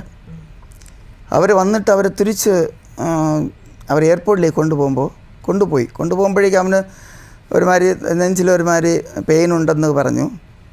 അപ്പോൾ പോയിട്ട് തിരിച്ചു വരുമ്പോൾ അവന് ആക്ച്വലി 2 ആഴ്ച അവൻ ഫുൾ കഫായിരുന്നു. അവൻ ഒരിക്കലും മരുന്നുകളൊന്നും ഹോസ്പിറ്റലിൽ പോകത്തില്ല, എന്തെങ്കിലും ടാബ്ലറ്റ് എന്തെങ്കിലും അഡ്ജസ്റ്റ് ചെയ്ത് സ്വന്തമായിട്ടുള്ള ട്രീറ്റ്മെൻറ്റ് അങ്ങനെ കഴിക്കുമായിരുന്നു. അപ്പോൾ 2 ആഴ്ച വരെ ഫുൾ അവന് കഫമുണ്ടായിരുന്നു. അപ്പോൾ അങ്ങനെ ഈ തിരിച്ചു വരുമ്പം ഇത് കഫത്തിൻ്റെ പ്രോബ്ലമായിട്ട് ഇവൻ പെട്ടെന്ന് വോമിറ്റ് ചെയ്തു. മോനും മാത്രമേ ഉണ്ടായിരുന്നുള്ളൂ. അവർ പെട്ടെന്ന് ഇവൻ തന്നെ വണ്ടി ഓടിച്ച് നിർത്തി പെട്ടെന്ന് വോമിറ്റ് ചെയ്തു. അപ്പോൾ വോമിറ്റ് ചെയ്ത് കഫം തന്നെ. അപ്പോൾ ഇവർ വിചാരിച്ചുകൊണ്ടിരുന്നത് ഫുഡ് എന്തെങ്കിലും ദഹിക്കാത്തതുകൊണ്ടായിരിക്കാം എന്ന് വിചാരിച്ചുകൊണ്ട്, കാരണം ഓൾറെഡി കഫം ഉണ്ടായിരുന്നല്ലോ. ഇപ്പോൾ ഇവനെ ഇങ്ങനെ വോമിറ്റ് ചെയ്യുമ്പം നമ്മൾ ഈ കഴിക്കുമ്പോൾ ഇങ്ങനെ സ്ട്രെയിൻ ചെയ്തല്ലോ, എന്ന് പറഞ്ഞ് ഇങ്ങനെ സ്ട്രെയിൻ ചെയ്യുമല്ലോ, ഇങ്ങനെ 1-2 പ്രാവശ്യം ചെയ്തു. അപ്പോൾ ആക്ച്വലി അവിടെ നിന്നാണ് ഈ പ്രോബ്ലം തുടങ്ങുന്നത്. ബട്ട് ആർക്കത് കണ്ടുപിടിക്കാൻ പറ്റിയില്ല. ഇങ്ങനെ ആയി വോമിറ്റ് ചെയ്ത് കഴിഞ്ഞ് കുറച്ച് കഴിഞ്ഞപ്പോഴേക്കും എൻ്റെ ബ്രീത്തിങ് പ്രോബ്ലം തുടങ്ങി, ബ്രീത്തിങ് സ്റ്റോപ്പാകാൻ തുടങ്ങി. പെട്ടെന്ന് അവർ തന്നെ ഒരു ഹോസ്പിറ്റലിൽ അടുത്തൊരു ഫിലോമിന അങ്ങനെ അത് ബാംഗ്ലൂർ ഹോസ്പിറ്റലിൽ കൊണ്ടുപോയി, അടുത്തായതുകൊണ്ട് പെട്ടെന്ന് പോയി. അത് മോള് മാത്രമേ ഉണ്ടായിരുന്നുള്ളൂ. അവിടെ പോയപ്പം സ്ഥിതികൾ ഡെയിലി മാറാൻ തുടങ്ങി. 31-ാം തീയതിയായി, ഒരു കുറവുമില്ല, കൂടിക്കൊണ്ടിരുന്നു. അപ്പോൾ മോളുടെ തന്നെ റിലേറ്റീവ് ഒരാൾ UK ഡോക്ടറാണ്. അദ്ദേഹം അന്ന് കൃപയാൽ അവിടെ നാട്ടിലെ ലീവിന് വന്നായിരുന്നു. അപ്പോൾ പെട്ടെന്ന് അയർലൻഡിൽ നിന്ന് മോളുടെ മമ്മി വിളിച്ച് പറഞ്ഞു. അവർ വന്നു നോക്കുമ്പോൾ ഉണ്ട് അവർക്ക് അവിടെ ഒരു സൂട്ടബിൾ ആകുന്നില്ല. ഉടനെ തന്നെ അവിടെയും ഓൾറെഡി ICU ലെവലിലായി. അപ്പോൾ അവിടെ ഉടനെ അവർ അപ്പല്ലോയ്ക്ക് പുള്ളി പരിചയമുണ്ടായിരുന്നു. അപ്പല്ലോയെ വിളിച്ച് പറഞ്ഞ് അവിടെ നിന്ന് ആംബുലൻസ് വന്നു. ICU ഫെസിലിറ്റിയിൽ തന്നെ നേരെ കൊണ്ടുപോയി അവിടെ പോയപ്പോഴും ഡേ ബൈ ഡേ ഇത് ബ്രീത്തിങ് പ്രോബ്ലം കൂടുന്നല്ലാതെ അവിടെ ഒരു വ്യത്യാസം വരുന്നില്ല. അവിടെ നമ്മളെ ഇവിടെ വിളിച്ച് പറയുമ്പോൾ പറയും വേറെ കുഴപ്പമില്ല, ബ്രീത്തിങ്ങിൻ്റെ പ്രോബ്ലമാ, അങ്ങനെ ടെസ്റ്റ് നടക്കുന്നു. മാസ്ക് വെച്ചിട്ടായിരുന്നു, ഫുൾ മാസ്ക് വെച്ചിട്ട് അങ്ങനെയായിരുന്നു കൊടുത്തുകൊണ്ടിരുന്നത്. ഓക്സിജൻ ലെവൽ കുറവായിരുന്നു, ബ്രീത്ത് ചെയ്യാൻ പറ്റുന്നില്ല. അപ്പോൾ ഓക്സിജൻ മാസ്ക് വെച്ച് കൊടുത്തുകൊണ്ടിരുന്നു. പെട്ടെന്ന് അങ്ങനെ പറഞ്ഞപ്പോഴേക്കും 4-ാം തീയതി ആയപ്പോഴേക്കും സൗകര്യ നാട്ടി വിട്ടു പോകാൻ പറഞ്ഞു. ഞാനിവിടെ നിന്ന് പോകുമ്പം ഇങ്ങനെയല്ലേ പറയുന്നത്. അപ്പം പൊതുവാக നമ്മളെന്തോ വിചാരിക്കും, ബ്രീത്തിങ് പ്രോബ്ലം കഫമൊക്കെ ഇങ്ങനെ നിറഞ്ഞിരുന്ന് അവരതിൻ്റെ ട്രീറ്റ്മെൻറ്റ് ചെയ്യുന്നുണ്ടല്ലോ, അപ്പം അതിൻ്റെ ട്രീറ്റ്മെൻറ്റൊക്കെ ചെയ്യുമ്പം ഓക്കെ ആവും. അപ്പം ഞാൻ പോകുന്ന സമയത്തും പറയും അവർ ചിലപ്പോൾ പിറ്റേ ദിവസമൊക്കെ അവരിങ്ങനെ വാർഡിലേക്ക് ചിലപ്പോൾ കൊണ്ടുവരും, അങ്ങനെ ഇത്തിരി വ്യത്യാസം ഉണ്ടെന്നൊക്കെ ഇങ്ങനെ പറഞ്ഞു. അപ്പം ഞാനിവിടെ നിന്ന് വിചാരിച്ചുകൊണ്ട് പോകുന്നത് എന്തുവാ, ഓക്കെ നമ്മൾ പോകുമ്പം അത്രയും നമ്മൾ ഓർക്കുന്നില്ല. ഞാൻ വിചാരിച്ചുകൊണ്ട് പോകുന്നത് ഓക്കെ അവിടെ പോകുമ്പം ഓക്കെ പിന്നെ വാർഡിലേക്ക് കൊണ്ടുവരും, പിന്നെ ഹോസ്പിറ്റലിൽ 1-2 ദിവസം ഇരുന്നാൽ പിന്നെ നമുക്ക് വീട്ടിൽ വരാം. വീട്ടിൽ വന്നാലും കുഞ്ഞുങ്ങൾ പിന്നെ കുറച്ച് ദിവസം റെസ്റ്റൊക്കെ എടുക്കണമല്ലോ. അപ്പം അങ്ങനെ ഞാൻ കുറച്ച് ദിവസമൊക്കെ നിൽക്കാം, അവർക്കും ഒരു സപ്പോർട്ട് ആവുമല്ലോ എന്നൊക്കെ ഇങ്ങനെ വിചാരിച്ചായിട്ടാണ് ഞാൻ പോകുന്നത്. അപ്പോൾ അങ്ങനെ പോകുമ്പോൾ ആൾറെഡി ICUയിലാണ് അഡ്മിറ്റ് ചെയ്തിരിക്കുന്നത്. അങ്ങനെ പോകുമ്പോൾ അവിടെ 10 മുതൽ 11 മണി വരെ ആണല്ലോ അവിടെ വിസിറ്റിംഗ് അവേഴ്സ് ആയിട്ടുള്ളത്. അപ്പം നമ്മളങ്ങ് അവർ സ്പെഷ്യൽ പെർമിഷൻ എടുത്ത് ഇടയ്ക്ക് പോവുകയാണെങ്കിൽ നമ്മളുടെ പേരൻസോ ബ്രദേഴ്സ് അങ്ങനെ ആരെങ്കിലും ഉണ്ടെങ്കിൽ സ്പെഷ്യലായിട്ട് നമ്മൾ പെർമിഷൻ എടുത്ത് പോകണം. അപ്പം അങ്ങനെ നമ്മൾ പോകുമ്പം പോയി കാണുന്നതെന്ന് വെച്ചാൽ നമുക്ക് കണ്ടു നിൽക്കാൻ പറ്റാത്ത ഒരവസ്ഥയല്ല. കാരണം അവന് ശ്വാസം എടുക്കാൻ പറ്റുന്നില്ല. അങ്ങനെ ഒരു ഇതിൽ അവരെ ബുദ്ധിമുട്ടുന്ന ഒരവസ്ഥ. അപ്പം അതിന് ശേഷമാണ് ഇങ്ങനെ ഓരോ ദിവസങ്ങളും അവൻ ആ ബ്രീത്തിങ് അത്രയും അങ്ങനെ അറിയുന്നത്. പിന്നെ ഓരോ ദിവസവും ഇങ്ങനെ അവന് ബ്രീത്തിങ് അതിൻ്റെ സ്വന്തമായിട്ട് എടുക്കാൻ പറ്റാത്ത ഇതിൽ ഭയങ്കരമായിട്ടുള്ളൊരു ബുദ്ധിമുട്ടായിക്കൊണ്ടിരുന്നു. അങ്ങനെ ഒരു 2 ദിവസം കഴിഞ്ഞപ്പോൾ മോൻ തന്നെ അവിടെ ഡോക്ടേഴ്സൊക്കെ വന്നപ്പം പറഞ്ഞത് എനിക്കിങ്ങനെ ശ്വാസം എടുക്കാൻ എനിക്ക് പറ്റുന്നില്ല, ബുദ്ധിമുട്ടുണ്ടെന്ന് പറഞ്ഞപ്പോഴാണ് അവർ പിന്നെ അത് ഉടനെ തന്നെ വെന്റിലേറ്ററിലേക്ക് ഇടാമെന്ന് പറഞ്ഞിട്ട് വെന്റിലേറ്ററിലേക്ക് ഒരു ട്യൂബ് ഇൻറ്റിബേറ്റ് ചെയ്തു. 6-ാം തീയതി ആയപ്പം ജനുവരി 6-ാം തീയതി ആയപ്പം ഇൻറ്റിബേറ്റ് ചെയ്തു. അപ്പോഴേക്കും ആൻസിലി നാട്ടിലുണ്ടായിരുന്നു. അപ്പോൾ അതുവരെ എൻ്റെ അടുത്ത് നീർക്കെട്ടാണ്, വേറെ കുഴപ്പമില്ല എന്നൊക്കെ പറഞ്ഞിരിക്കുകയാണെങ്കിലും സീരിയസ് ഓവറായി. 6-ാം തീയതി ആയപ്പോഴേക്കും കാര്യങ്ങളൊക്കെ മാറി. അപ്പോഴേക്കും മോൻ പറഞ്ഞു എനിക്ക് ബ്രീത്തിങ് പറ്റുന്നില്ലെന്ന് പറഞ്ഞപ്പോൾ അവർ ഇൻറ്റിബേറ്റ് ചെയ്തു. അപ്പോഴെൻ്റെ അടുത്ത് പറഞ്ഞു ഇങ്ങനെയാണ് ഇൻറ്റിബേറ്റ് ചെയ്തതെന്ന് പറഞ്ഞു. അപ്പോൾ ആൻസിലി ഉടൻ നാട്ടിൽ നിന്ന് അവിടെ പോയിട്ട് നോക്കിയിട്ട് പറഞ്ഞു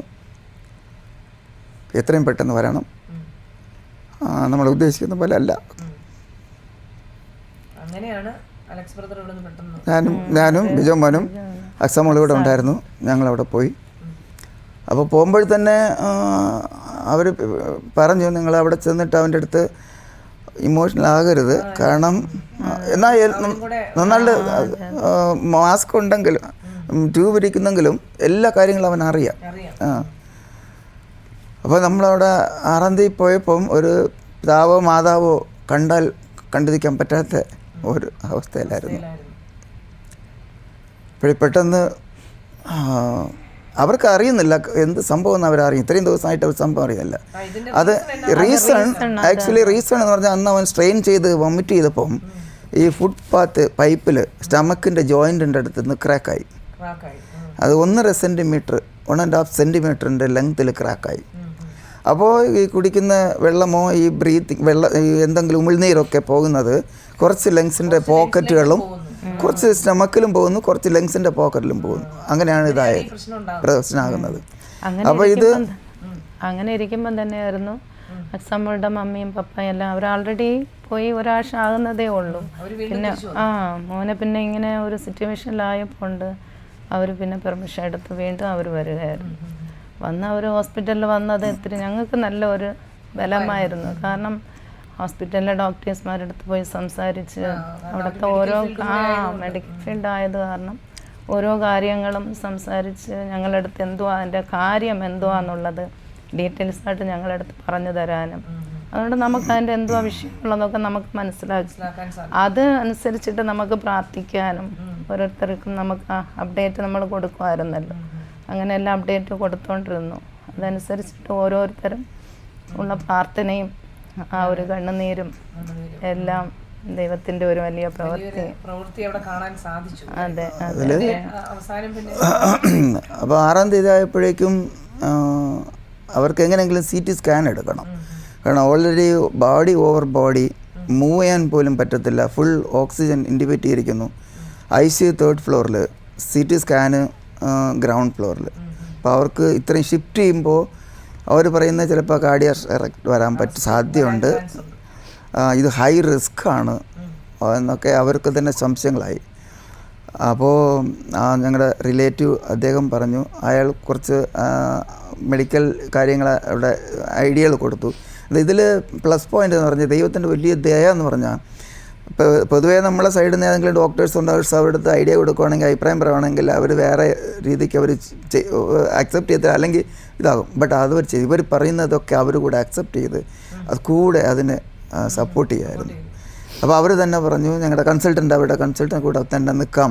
അപ്പോൾ ഇദ്ദേഹം പറഞ്ഞു ഞാനും വേണമെങ്കിൽ നിൽക്കാമെന്ന് പറഞ്ഞിട്ട് ഇവരുടെ പ്രൊഫഷൻ പറഞ്ഞപ്പോൾ അവരെ അഗ്രി ചെയ്ത് പിന്നെ ഫുൾ സിലിണ്ടറും അതിൻ്റെ സിസ്റ്റം എല്ലാം കൂടെ ചേർത്ത് ഒരുമിച്ച് വളരെ ബുദ്ധിമുട്ടി അവർ കൊണ്ടുവന്നു. CT സ്കാൻ വളരെ അനുഗ്രഹമായി തീർന്നു അന്ന് ചെയ്തെടുത്തു. അപ്പോഴവർ കണ്ടുപിടിച്ചത് ലെൻസിൻ്റെ ഒരു പോക്കറ്റിൽ 1 litre water full, 1 litre 900 ml water ഫുള്ളാണ്. അപ്പോൾ അതുകൊണ്ട് ഈ ലങ്സ് ഓപ്പൺ ചെയ്യാൻ സ്വന്തമായിട്ട് ബ്രീത്ത് ചെയ്ത് ശ്വാസം എടുക്കാൻ പറ്റുന്നില്ല. അപ്പോൾ പെട്ടെന്ന് അവർക്ക് പ്രോബ്ലം എന്തുവാ നമുക്ക് പിന്നെ നോക്കാം, ആദ്യം വാട്ടർ റിമൂവ് ചെയ്യണം. ഇതാണ് അവരുടെ മെയിൻ കാര്യം.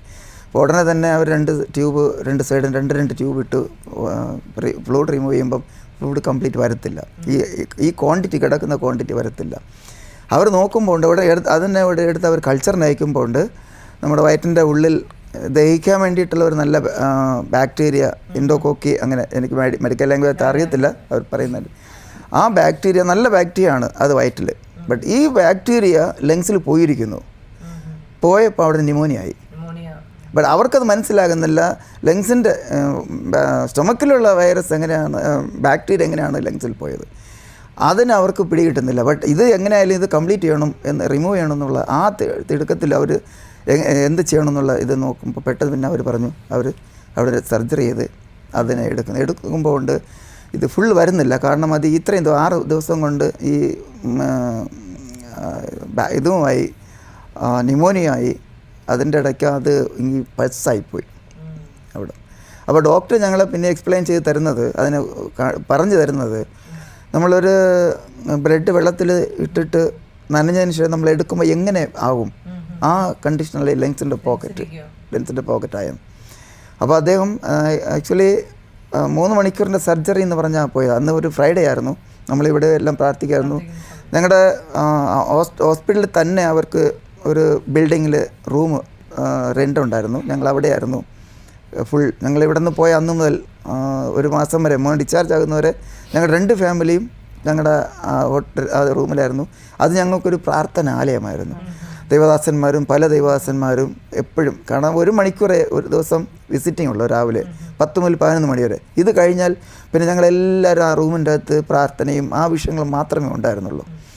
അപ്പോൾ അങ്ങനെ ഇവിടെ പ്രാർത്ഥിക്കുന്നു, സഭയിൽ ഇവിടെ പ്രാർത്ഥിക്കുന്നു. ലോകത്തിലെമ്പാടും മറിഞ്ഞവരെല്ലാം അവരവരുടെ സ്ഥലങ്ങളിൽ ഞങ്ങൾ അറിയപ്പെട്ട ഗബ്രോൻ്റെ കുഞ്ഞുങ്ങൾ വരെ അവർ പ്രാർത്ഥിക്കുന്നു അലക്സ് അങ്കിളിന് അജോ അങ്കിളിന് സൗഖ്യം വേണം. ഇതാണ് അവരുടെ പ്രാർത്ഥനകളൊക്കെ ഇവിടെ കുഞ്ഞുങ്ങൾ വരെ.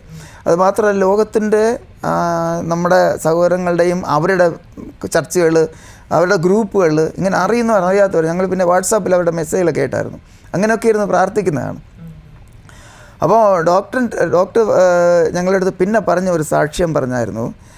അവർ ട്യൂബ് ഇൻഡിപ്പേറ്റ് ബ്രീത്ത് കൊടുക്കുന്നത് ഓൺലി 10 സെക്കൻഡാണ് ഓരോ ടൈം സർജറിക്ക് എടുത്തത്. 10 സെക്കൻഡ് സർജറി ചെയ്യും, അപ്പോൾ കൊളാപ്സ് ചെയ്തിരിക്കുന്നു, സർജറി ചെയ്യുന്നു, പിന്നെ ഓക്സിജൻ കൊടുക്കുന്നു, പിന്നെ 10 സെക്കൻഡ് ചെയ്യുന്നു, പിന്നെ ഓക്സിജൻ കൊടുക്കുന്നു. അങ്ങനെയാണ് ആ സർജറി ചെയ്തത്. അവസാനം അദ്ദേഹം 6 മണിക്കൂർ എടുത്തു. പുറത്ത് വന്നിട്ട് പറഞ്ഞു ഇനി 10% എടുക്കാൻ പറ്റുന്നില്ല, ഇനി എടുക്കുവാണെങ്കിൽ ലെൻസ് പൊട്ടിപ്പോവും, അപ്പോൾ നമുക്കൊരു ബുദ്ധിമുട്ടാവും, നമുക്ക് ആൻറ്റിബയോട്ടിക് കൊടുത്ത് ഇത് സ്റ്റോപ്പ് ആകാം, ഇങ്ങനെ ആയിട്ടുണ്ട്. അതല്ലെങ്കിലും ആളൊന്ന് സ്ട്രോങ് ആയതിനു ശേഷം നമുക്ക് വേണമെങ്കിലും ചെയ്യാം. ഈ കണ്ടീഷൻ നമുക്കൊന്നും ചെയ്യാൻ പറ്റത്തില്ല, നിങ്ങൾ പ്രാർത്ഥിക്കുക. എന്നാൽ അവർക്ക് എല്ലാവർക്കും ഒരു വിശ്വാസമുണ്ട്, നമ്മൾ അങ്ങോട്ട് അവരെ ബലപ്പെടുത്തുക. ഡോക്ടർ ചെയ്താൽ മതി, ഞങ്ങൾ പ്രാർത്ഥിക്കുന്നു, ഞങ്ങൾ വലിയൊരു കൂട്ടം ഞങ്ങൾ പ്രാർത്ഥിക്കുന്നു, ഡോക്ടറെ ബലപ്പെടുത്തും എന്ന് ഞങ്ങൾ അങ്ങോട്ട് ചെയ്യുന്നു. കാരണം പ്രത്യേകിച്ചും അക്സമ്മയുടെ മമ്മി അവർ ഈ മെഡിക്കൽ ഫീൽഡ് ആയതുകൊണ്ടും ഞങ്ങൾ അങ്ങ് ബലപ്പെടുത്തുകൊണ്ട് അവർ വളരെ ധൈര്യമായിട്ട് എല്ലാ കാര്യത്തിനും എല്ലാ ഡോക്ടേഴ്സും ഒരു ഈഗോ ഇല്ലാതെ എല്ലാ ഡോക്ടേഴ്സും ചെയ്തായിരുന്നു. അങ്ങനെ ആ സർജറി ആയി. അവർ ICUവിലും വീണ്ടും ഒരു 5 ദിവസം ഉണ്ടായിരുന്നു. ടോട്ടൽ 17 ദിവസം മോൻ ICUവിലായിരുന്നു. ICUവിൽ നിന്ന് വാർഡിലേക്ക് വന്നു. വാർഡിൽ വന്നിട്ട് ഒരു 4 ദിവസം 5 ദിവസം വാർഡിലിരുന്നപ്പം ഈ 2 സൈഡിലും ട്യൂബുണ്ട്, 2 സൈഡിലും ക്യാൻ ഇട്ടിട്ടുണ്ട്. അപ്പോൾ ഡെയിലി പിന്നെ ഫ്ലൂയിഡ് കുറയാൻ തുടങ്ങി. 400 mm ആയി, 300 mm ആയി, 100 mm ആയി. 100 mm ആയപ്പോഴേക്കും ഡോക്ടേഴ്സ് പറഞ്ഞു നിങ്ങൾ ഒരു കാര്യം ചെയ്യും, 100 mm ആയില്ല, ഇനി കുറഞ്ഞു തന്നെ വരുന്നു, നമുക്ക് വീട്ടിൽ പോയിട്ട് നിങ്ങൾ IV ഒക്കെ കുഞ്ഞുങ്ങളെല്ലാം അവർ തന്നെയാണ് 3 പേരും, ഡോക്ടറും നേഴ്സും എല്ലാം കുഞ്ഞുങ്ങൾ തന്നെയാണ് അവിടുത്തെ കെയർ ചെയ്യുന്നത്. വളരെ നന്നായിട്ട് ഞങ്ങളുടെ കുഞ്ഞുങ്ങളെ അവർ ശ്രദ്ധിച്ചു. അങ്ങനെ നിങ്ങൾ വീട്ടിൽ പോയിട്ട് വീക്കിലി വൺസ് വന്നാൽ മതി എന്ന് പറഞ്ഞുകൊണ്ട് പറഞ്ഞു. അപ്പം നാളെ ഡിസ്ചാർജ് ആകണം. ഇന്ന് രാത്രിയായപ്പം അപ്പോഴും നല്ല ഫീവർ ഉണ്ടായിരുന്നു, മെഡിസിൻ കൊടുക്കുമ്പോൾ നിൽക്കുമായിരുന്നു. പിന്നെ ആ ദിവസമായപ്പോഴേക്കും ഫീവർ എന്തുവന്നാലും കുറയത്തില്ല, ഹൈ ഫീവറായി. അപ്പോൾ ഇവർക്ക് സംശയമായി. അപ്പോൾ ഒന്നാമത് ഇതുവരെ ഇത് ഫാക്ടറി അവിടെ പോയ കാര്യമൊന്നും ഇതുവരെ അവർക്ക് പിടികിട്ടിയില്ല, സ്റ്റഡി ചെയ്തുകൊണ്ടിരിക്കുന്നതേ ഉള്ളൂ അവർ. അപ്പോൾ പെട്ടെന്ന് അവർ പറഞ്ഞു എൻഡോസ്കോപ്പി ചെയ്യണമെന്ന് പറഞ്ഞു. എൻഡോസ്കോപ്പി ചെയ്യുമ്പോഴാണ് ഈ അന്ന് 30-ആം തീയതി സംഭവിച്ച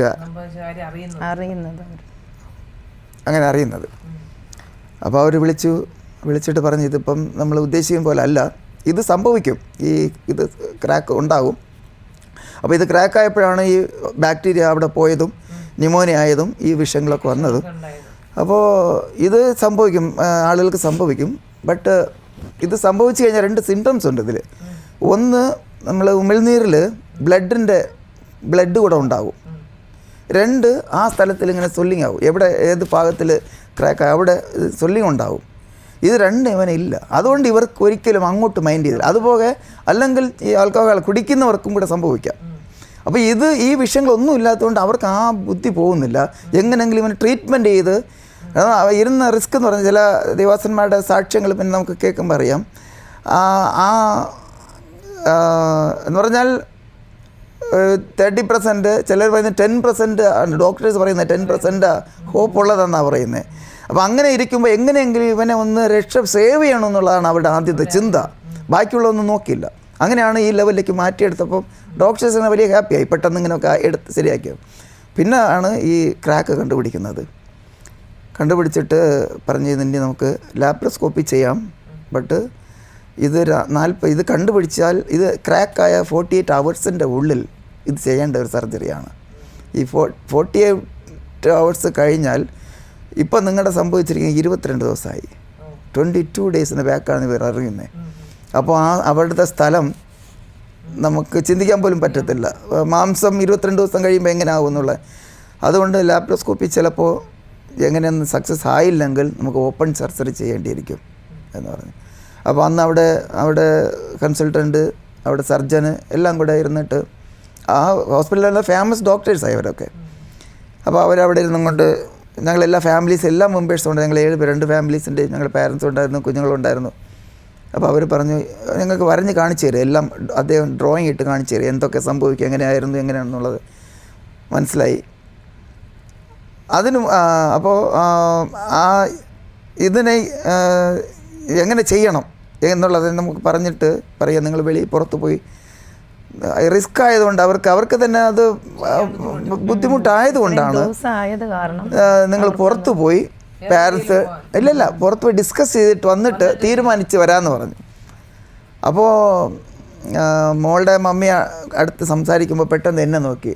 ഞാൻ പറയാൻ പറഞ്ഞു, നമ്മുടെ സൈഡിൽ നിന്ന് വേറെ ഡിസിഷനൊന്നുമില്ല, ഞങ്ങൾ ഓക്കെയാ പറയാൻ പറഞ്ഞു. കാരണം അന്ന് തന്നെ ആ സംഭവം നടക്കുന്ന രാത്രി അത് കണ്ടുപിടിച്ചതിന് ശേഷം അന്ന് രാത്രി ഞങ്ങൾ പ്രാർത്ഥിച്ചുകൊണ്ടിരിക്കുമ്പോൾ എന്നെ ദൈവാത്മ കാണിക്കുന്ന ഒരു കാഴ്ച, ഇങ്ങനെ ഒരു സ്ഥലം ഇങ്ങനെ ആകുന്നത് കാണുന്നു. ഞാൻ ഉടനെ തന്നെ ഇവരുടെ അടുത്ത് പറഞ്ഞു, ദൈവം ഇങ്ങനെ ദൈവാത്മ കാണിച്ചു, അതുകൊണ്ട് ഇതിൽ ഒരു പ്രോബ്ലമില്ല, ദൈവം വലിയ കാര്യങ്ങൾ ചെയ്യും എന്ന് പറഞ്ഞു. അപ്പോൾ ഇതുമായിട്ടാണ് ഞങ്ങൾ അവിടെ പോകുന്നത്. അപ്പോൾ ഡോക്ടർ പറഞ്ഞു നിങ്ങൾ പുറത്ത് പോയി നിങ്ങൾ ഡിസ്കസ് ചെയ്ത് വാന്ന് പറയുന്നതിന് മുമ്പ് തന്നെ ഞങ്ങൾ പെർമിഷൻ കൊടുത്തു. മോളുടെ മമ്മി പറഞ്ഞു ഡോക്ടർ ധൈര്യമായിട്ട് ചെയ്യുക, ഞങ്ങൾ ദൈവം ജീവിക്കുന്ന ദൈവമാണ്, ഞങ്ങൾ പ്രാർത്ഥിക്കുന്നു, ഡോക്ടറിന് വേണ്ടി പ്രാർത്ഥിക്കുന്നു.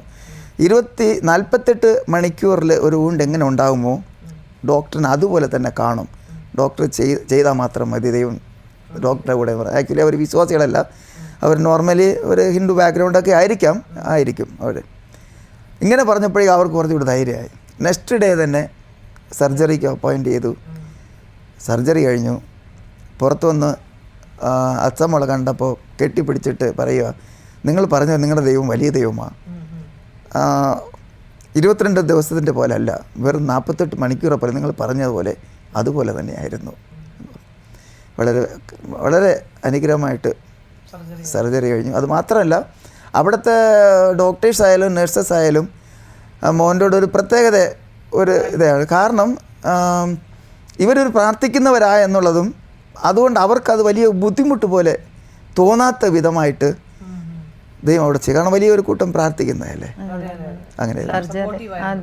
അങ്ങനെ നടക്കുമ്പോഴും നമ്മൾ അവിടെ റൂമിലിരുന്നും നമ്മളെല്ലാവരും പ്രാർത്ഥിക്കുക. പിന്നെ നമ്മൾ സഭ നമുക്ക് അറിഞ്ഞവർ അറിയാത്തവർ എല്ലാവരും ഒരേ സമയം അതെ എല്ലാവരും പ്രാർത്ഥിക്കുക. അതെ, കാരണം അവിടെ നമ്മൾ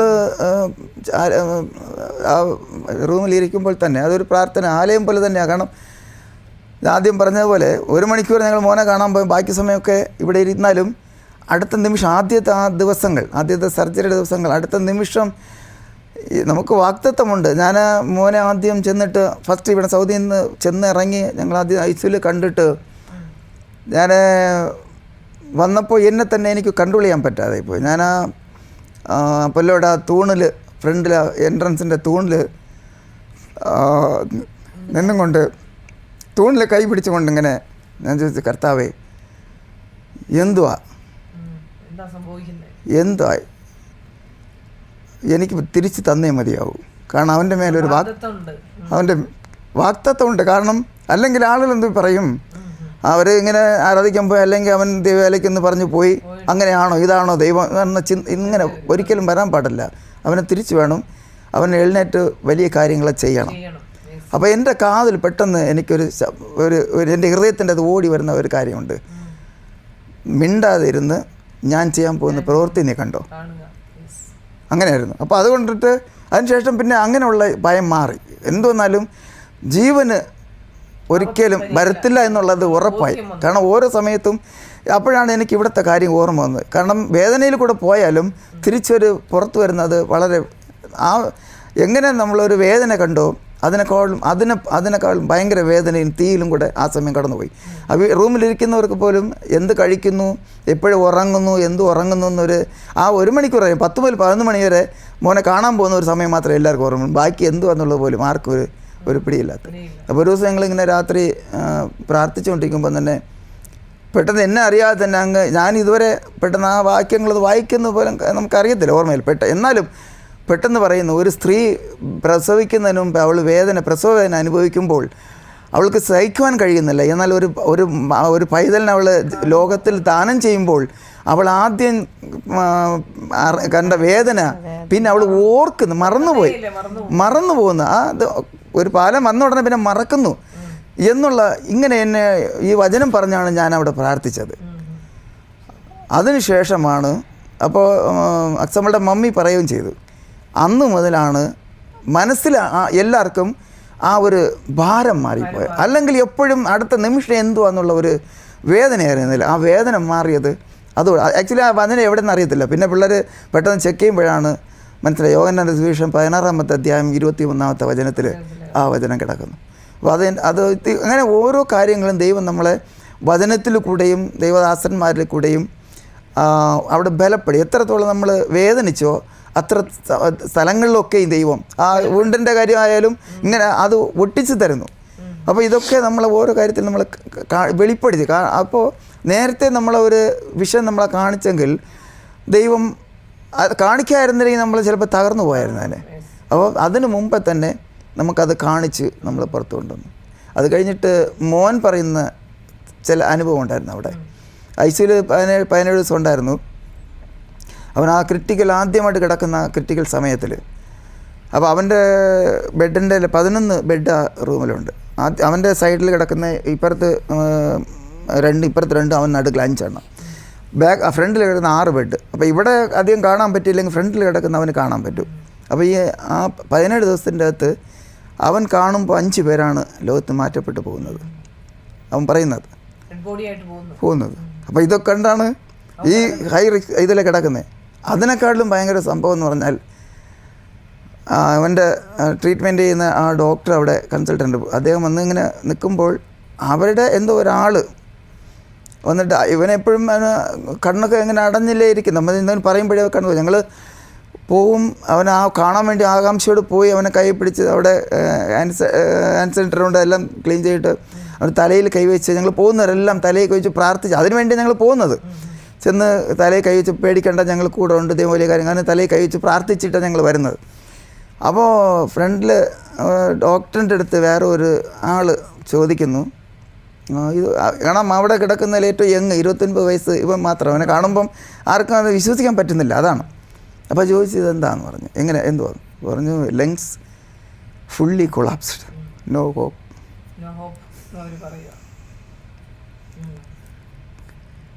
അതാണ് ഇവൻ കേട്ടോണ്ട് കിടക്കത്ത്. അവൻ വന്ന് പറയുന്നതാ സംഭവം. അപ്പം അങ്ങനെ മരണത്തിൻ്റെ വാതിൽക്ക് നിന്ന് ദൈവം നമ്മുടെ പ്രാർത്ഥന കേട്ട് ദൈവം തിരിച്ചു കൊണ്ടുവന്നു. കറക്റ്റ് 30 ദിവസം അല്ല 17 ദിവസം ICUയിൽ 17 ദിവസം പിന്നെ ബാക്കി ദിവസം റൂമിൽ വന്നതിന് ശരിക്കും പറഞ്ഞ ഒരു മരണത്താഴ്വരയിലൂടെയാണ് മരണത്തിന് തന്നെ തിരിച്ചു കൊണ്ടുവന്നു. അങ്ങനെ എല്ലാവരും ശക്തമായിട്ട് എല്ലാവരും ലോകത്തിൽ എല്ലാവരും ഞങ്ങളുടെ കുടുംബത്തിലായാലും ഞങ്ങളുടെ കുഞ്ഞുങ്ങളെന്ന് പറയുമ്പോൾ എല്ലാവർക്കും ഭയങ്കര കാര്യമാണ്. പ്രത്യേകിച്ച് അവൻ പിന്നെ ദൈവവേലയ്ക്ക് പോയെന്ന് പറഞ്ഞപ്പോഴേക്കും അവന് പ്രത്യേകത ഒരു ഇതാ എല്ലാവർക്കും വലിയ കാര്യമാണ്. ഞങ്ങൾ ഒന്നാമത് ഞാൻ വീട്ടിലെല്ലാവരും ലാസ്റ്റ് ആയതുകൊണ്ടും അങ്ങനെ എനിക്ക് എല്ലാവരും എൻ്റെ അടുത്ത് വലിയ കാര്യം. അതുപോലെ നമ്മുടെ കുഞ്ഞുങ്ങളെന്ന് പറയുമ്പം അതിലൊരു പ്രത്യേകിച്ച് അവൻ ഞങ്ങളുടെ ഫാമിലിയുടെ അകത്ത് പാസ്റ്റർ ഡോക്ടേഴ്സ് സിസ്റ്റം പോലെ കുറേ ഡോക്ടേഴ്സും ഞങ്ങൾ കുഞ്ഞുങ്ങൾ സഹോദരങ്ങളുടെ മക്കൾ അവർ എല്ലാ എൻജിനീയേഴ്സും ഡോക്ടേഴ്സും എല്ലാ ലെവലിലും ഉണ്ട്. ബട്ട് ഈ ദൈവവേലയ്ക്കെന്ന് പറഞ്ഞുകൊണ്ട് ആദ്യമായിട്ടോ അല്ലെങ്കിൽ ഇവർ തന്നെ ഉണ്ട്. അപ്പോൾ അതുകൊണ്ട് എല്ലാവർക്കും ഭയങ്കര വലിയ കാര്യമാണ്. ഇപ്പോൾ അൾട്രാസൗണ്ട് എല്ലാ വീക്കിലും ചെന്ന് അൾട്രാസൗണ്ട് ചെയ്യും, എക്സ്റേ എടുക്കും. ഡെയിലി ഭയങ്കര ഇമ്പ്രൂവ്മെൻറ്റാണ്. ഇപ്പോൾ ഡോക്ടേഴ്സ് പറയുന്നത് ആക്ച്വലി ആദ്യം പറഞ്ഞ ഒരു 6 മാസമെങ്കിലും റെസ്റ്റ് എടുക്കും പിടിക്കുമെന്ന് പറഞ്ഞു. ഡിസ്ചാർജായി പിന്നെ വന്നിട്ട് ഓരോ ആഴ്ചയും പോകുമ്പോൾ ഇമ്പ്രൂവ്മെൻറ്റ് കണ്ടിട്ട് ലാസ്റ്റ് ഞങ്ങൾ ചെക്ക് ചെയ്യുമ്പോൾ പറയുന്നത് അവൻ്റെ ഇപ്പോൾ കൊടുത്തിരിക്കുന്ന പുതിയ ലങ്സ് എന്നാണ് പറയുന്നത്, ന്യൂ ലങ്സ് എന്നാണ് പറയുന്നത്. അങ്ങനെയുള്ള ഒരു ഇതേ ഇപ്പോൾ ഇല്ലെന്നാണ് പറയുന്നത്. ബട്ട് ഞങ്ങൾ പ്രാർത്ഥിക്കുമ്പോൾ അങ്ങനെയാണ് പറയുന്നത്, അവന് ഇനി ഒരു പുതിയ ലങ്സ് ആയിരിക്കും, അവൻ്റെ പഴയത് വേണ്ട, ഇനി എല്ലാം പുതിയതായിരിക്കണം. കാരണം ഇനി ദൈവത്തിൻ്റെ പ്രവൃത്തി പുതിയതിൽ കൂടെ ചെയ്യണം.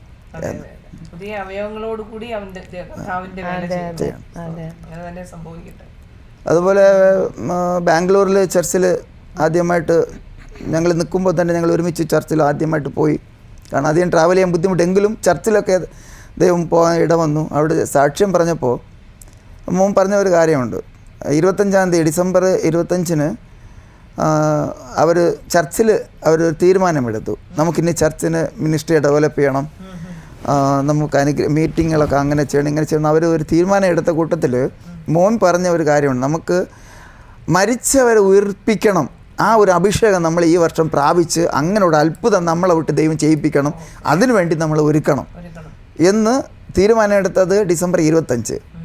മോൻ പറയുക, ഞാൻ അങ്ങനെ പറയുകയും നമ്മൾ അങ്ങനെ തീരുമാനമെടുത്തു, എന്നാൽ എന്നെ തന്നെ മരിച്ചതെന്ന് തിരിച്ച് കൊണ്ടുവന്നു എന്നും പറയേണ്ട ഇടവന്നു.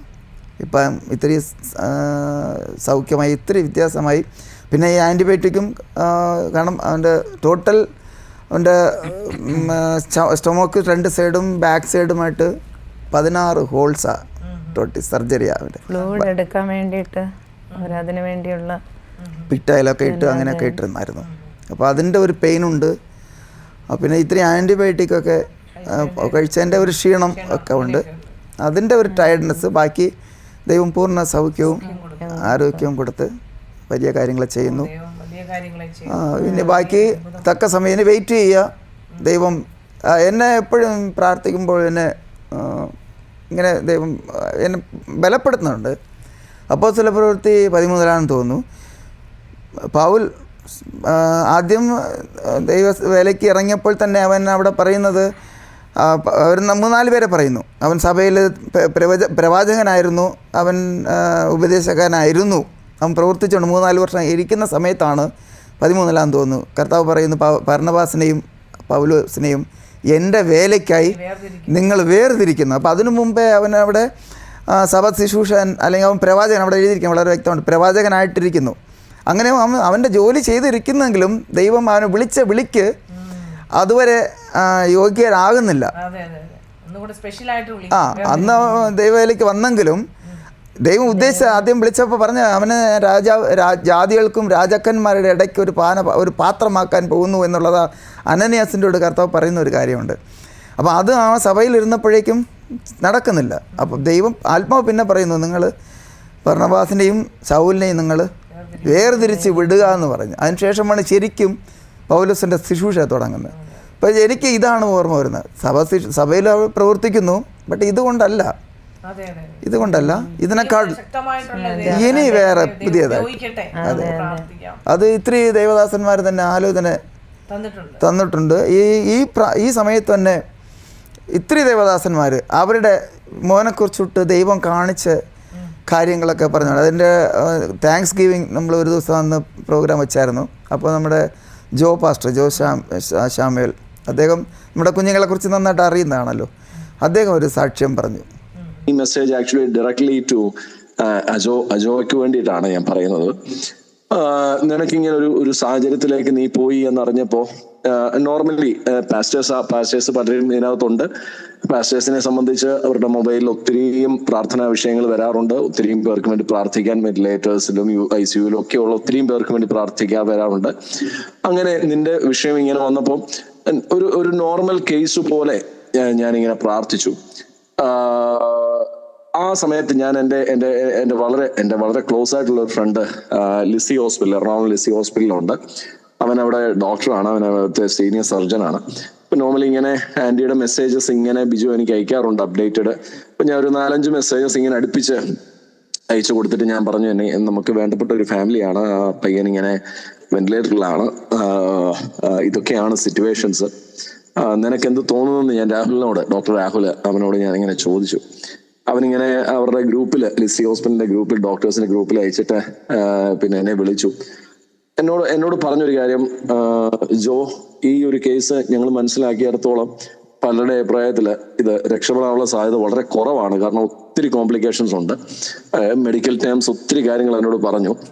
എൻ്റെ ഉള്ളില് എനിക്ക് കിട്ടിയ ഒരു മെസ്സേജ് എന്ന് പറയുന്നത് രക്ഷപ്പെടാനുള്ള സാധ്യത വളരെ കുറവാണെന്നുള്ളതാണ്.